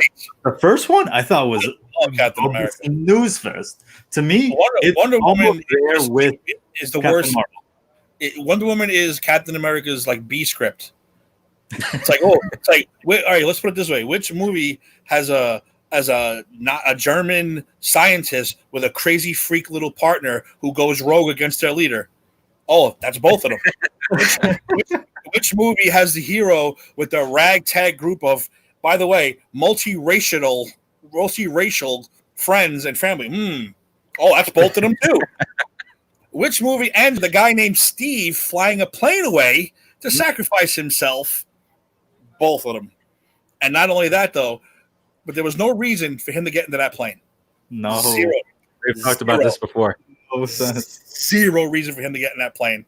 And now by the way, he's alive. How is he alive in 1984? How was he alive in 1984? I can't wait for them to explain it. Just like Fast and the Furious that they brought back Han.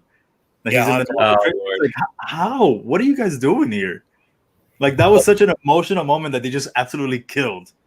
Because everyone was like, "Oh, Han died! I can't believe it!" And now it's like, "Oh yeah, Han's back." Because nobody cares about story in that series. You're just Gal Gadot's going to come back at Fast and Furious too.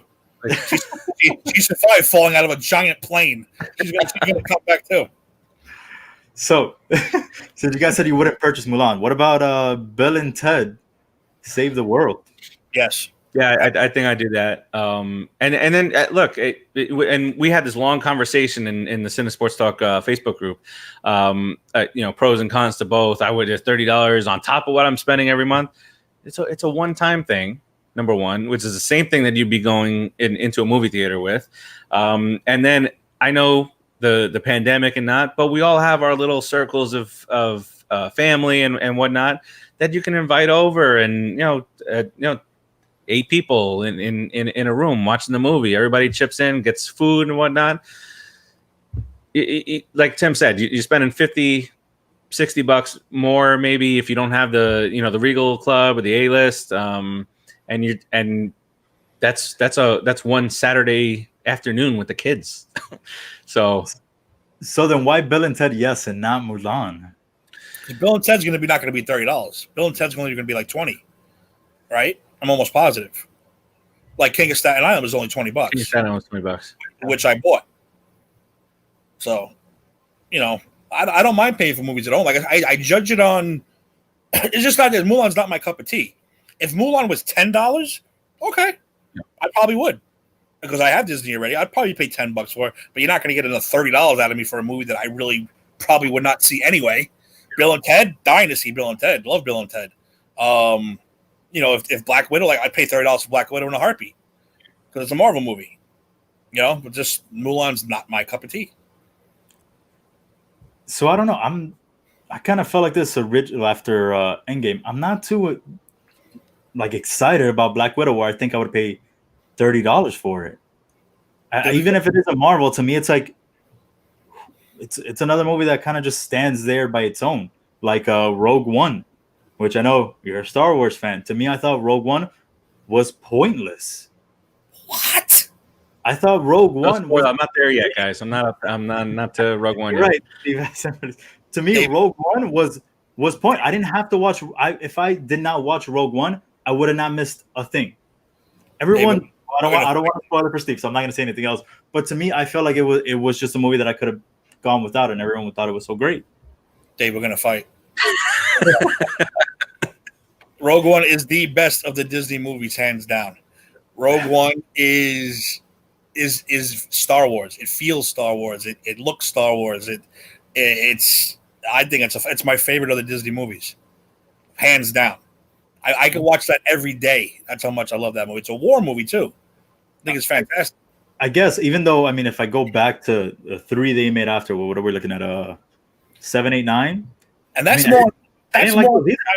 But that's more on the timeline of the new movies of 7, 8, and 9, because Rogue One is right before Episode 4. Yeah, I know. That's what. But I'm saying, I could, someone like Steve, I can literally watch 1, 2, 3, 4, 5, 6 and not miss anything if I miss Rogue One. Unlike, 7, 8, and 9, you might want to continue it, even though I didn't think they were that great either. I thought 9, the ending to it, I was so baffled by it. Why the hell they ended it that way? No, I won't argue that. Rogue One, I'll argue till I die. I think Rogue One is fantastic. I could watch that movie religiously. I thought the story was just great. I'd rather watch The Phantom Menace. It started as the credits to open the very first movie. The Rebels stole plans to the Death Star. Maybe I would like to see that movie. And guess what? That's the movie. You get to see how it happened, how they got the plans, who did it.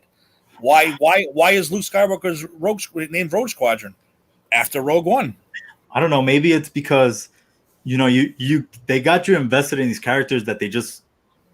Who was Red 5 before Luke Skywalker? Some fat guy who died at the Battle of Scarif at Rogue One. Sorry. I don't want to ruin it for the boss. I don't want to ruin what I want to say for it. I feel like they just got you invested for nothing. Oh, you're crazy. Steve, watch Rogue One next. Watch Rogue One next.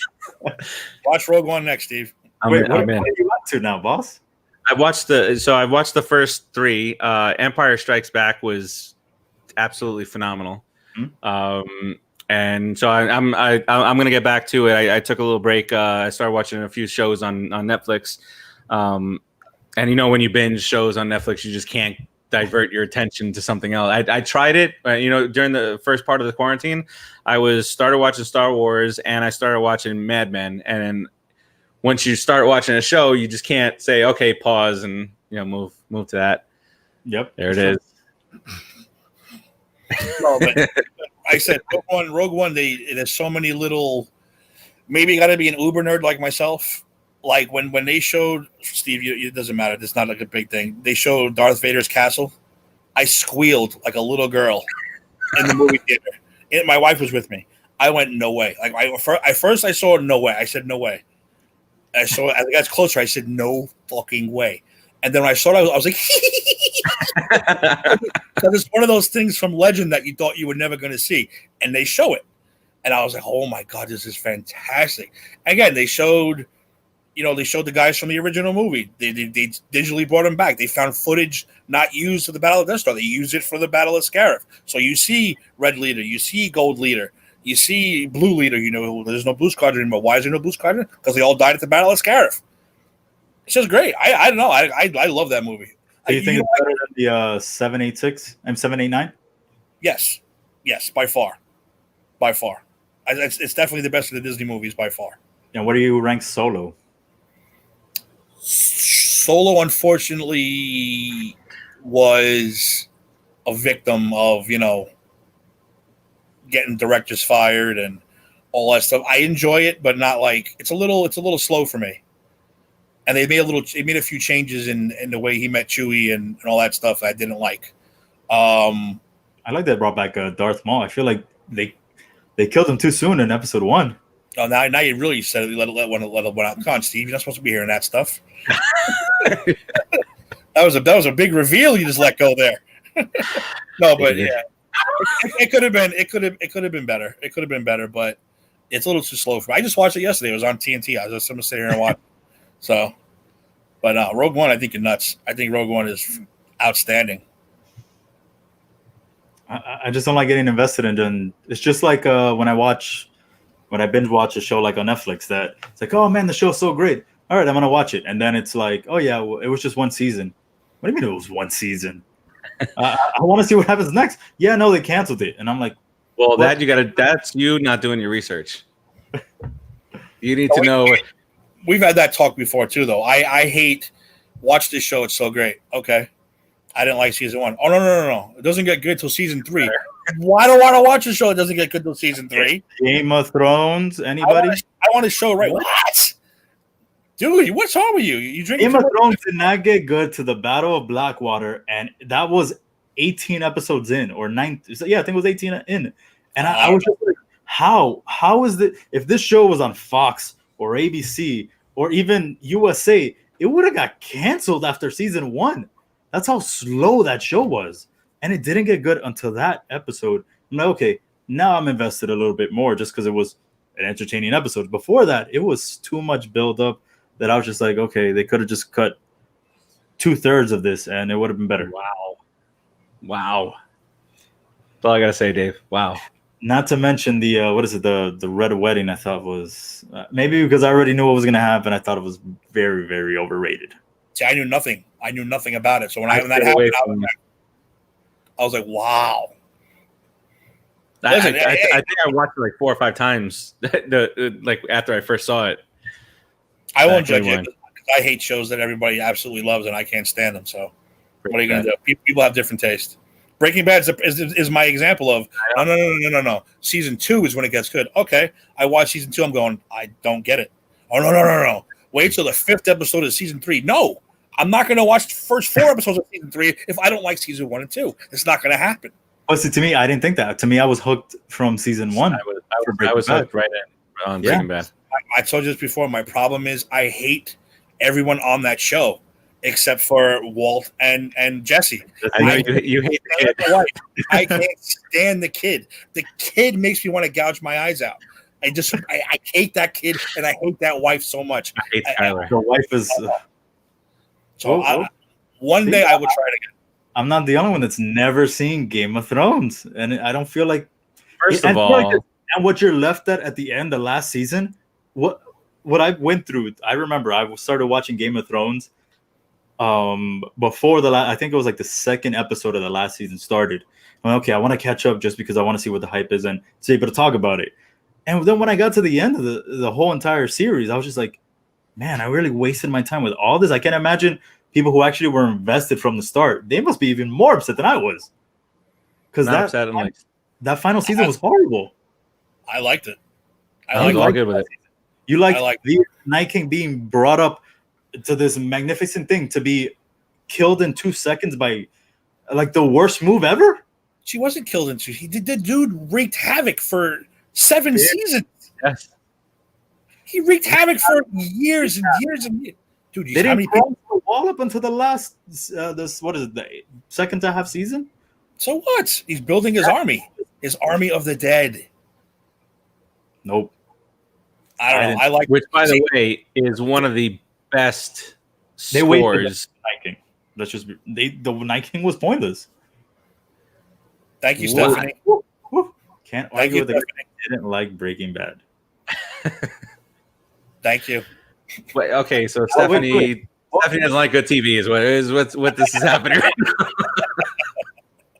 She's not a TV person, but we appreciate you watching. Sons of Anarchy? Sons of Anarchy, Stephanie. Sons of Anarchy, Stephanie? Love it. Tell me. Dave, you watch Sons of Anarchy? I love Sons of Anarchy. Just making sure. I'm kind of happy now that I've waited to watch Sons of Anarchy, and I've waited to watch Mad Men and all the some of these shows because it gave me stuff to do during the quarantine. Loved Sons of Anarchy was fantastic. I've heard nothing but great. Nobody has said a negative thing about Sons of Anarchy for forever, and I finally got to it. All right, so don't do that. Sons of Anarchy. And I mean, hey, that's what I was gonna say before. It was SummerSlam, and it was like a 5-on-5 match. And the rumors were that it was Triple H that was going to be coming back. So me and a couple of friends bought the pay-per-view, and here comes Daniel Bryan. I'm like, what the hell is this? Who the hell is this? The Nexus. Oh God, John Cena. I was there. I think you were too, right? When Nexus came out and when they destroyed that, it was Punk and Cena were the main event. Yeah, and Udonis Haslam was sitting right in front of me, and one of the guys bumped in him, and Haslam turns to me and says, "This mother just stepped on my shoe." I was like, "Hey, you go in there, take care of it." It was a good ending. Haslam would have. He would have. Haslam's got that old school mentality where, you know what, I'll go in and fight somebody. I don't care who it is. He sure did. Dave, if you said you hated Sons of Anarchy, we probably wouldn't be friends anymore. Oh no, I love Sons of Anarchy. For me, is it got me wanting a motorcycle. Like I want to have a leather strap and just be like, "Yep, I don't care what it says. Just let me go." And then reality came to me. It's like, no, I'm not going to die on a motorcycle. Yeah. I don't feel like dying on a motorcycle. Especially here in Miami, where people don't know how to drive. Yeah. I will give Breaking Bad another chance, though. One day. Oh yes, please do. One day I will. Dave, put it in the books, baby. Oh God. One more thing. What about The Walking Dead? I like Walking Dead. I haven't seen the last season. I haven't, and I feel like it kind of lost me with a little bit of the previous season after Rick went away. Yeah, it kind of lost me there. But then I was watching the last 2 episodes of it, and it reeled me back in. I just haven't seen the last whatever the last season was. But I watched the last season because they say that Negan gets very heavily involved again. So I'm a huge Negan fan. I thought he was a great character. Love Negan. So great. Yeah, they picked the perfect guy for it. He's great. Definitely. The whistle. Definitely.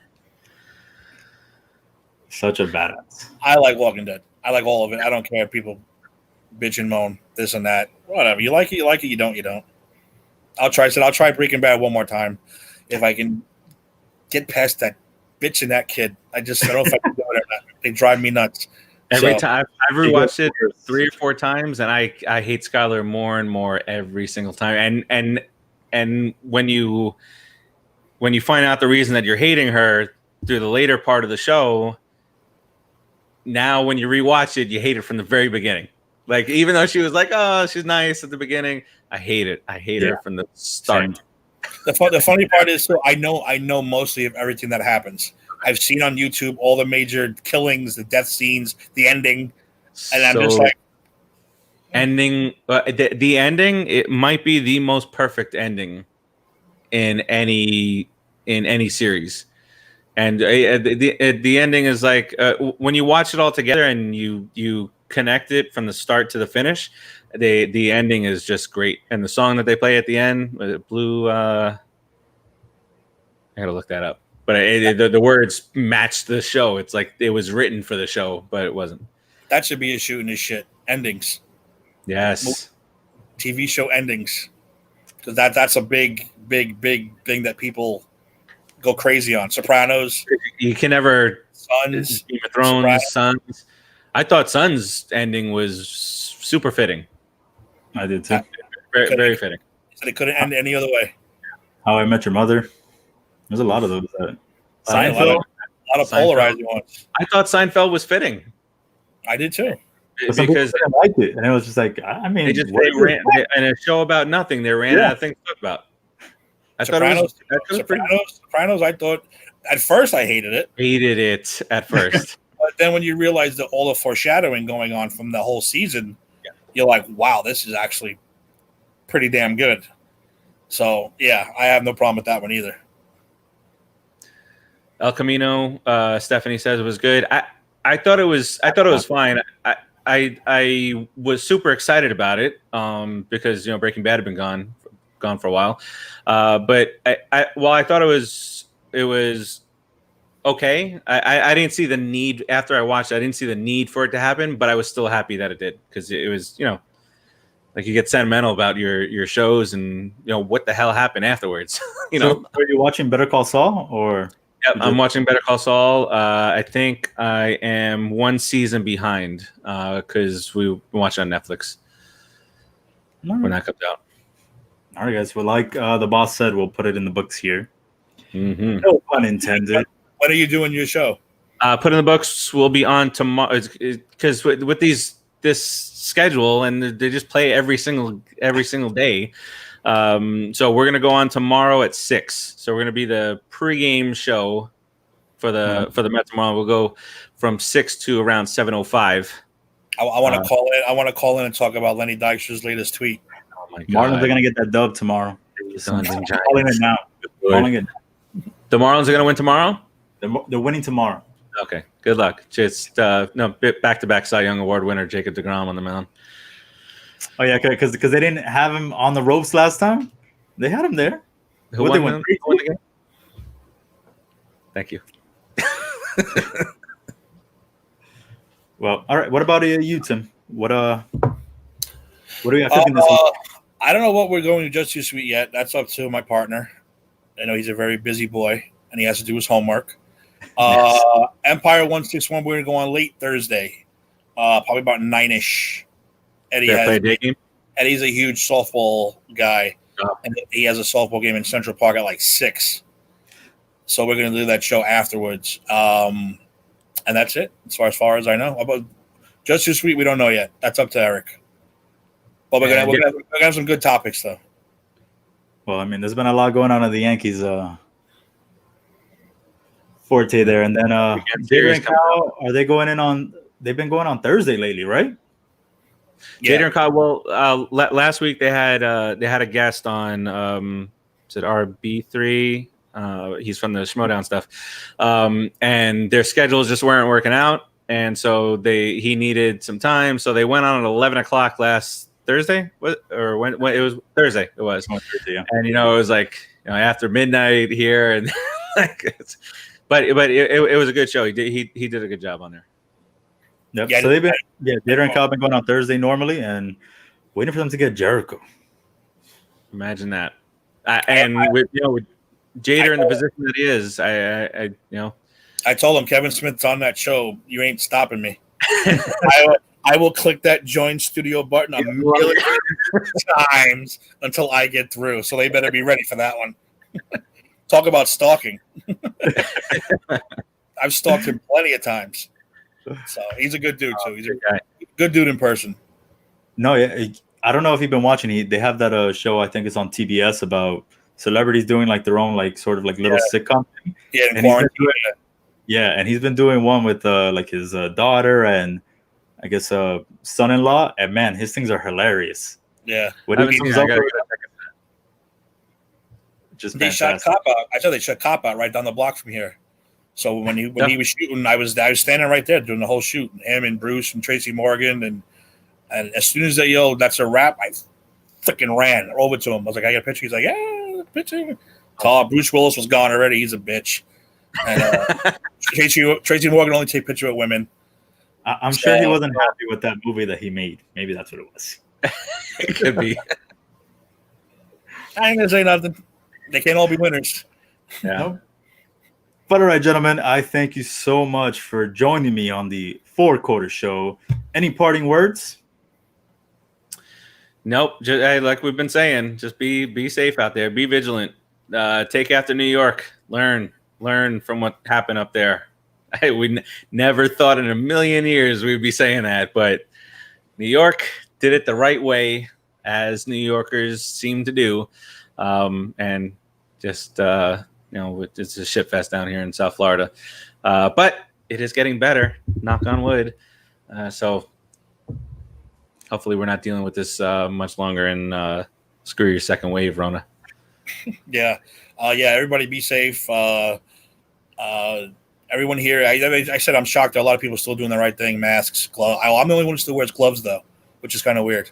Anyway, I'm not taking the gloves off anymore. Just Too Sweet coming. Empire 161's coming. I can't wait for We Stomped You Out to come back. Let's just pray to God we have football. All gods. I don't care what God you believe. That's the big question. Pray to that God that you worship that we have football this year, because Pray to Joe Pesci. I won't be able to take it. I won't be able to take any one of them. Whoever you worship, I don't care. Jacob DeGrom, Kenny Omega, I don't care who your Jesus is. Just pray to them that we have the NFL this year.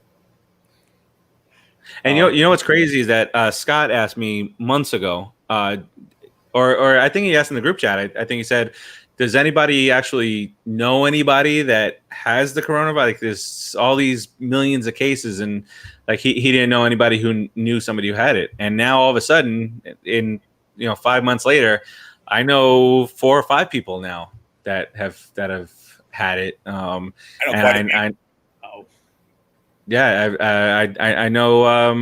know a couple of people that lost a couple of people in their family from it. So no matter what it seems like out there, still just be safe. If we have to wear masks for the next year, I don't really care. Just do your thing. Don't be dumb. Better to be safe than sorry, like I always say. Yes, that is a direct quote from Mello. With that, everyone, thank you for tuning in to the 4-Quarter Show. Thank you to my guests. I like that. Tune in to everything this upcoming weekend, forever on the Cine Sports Talk Network. Thank you guys, and have a great night. Rogue One is awesome. Rogue One is awesome.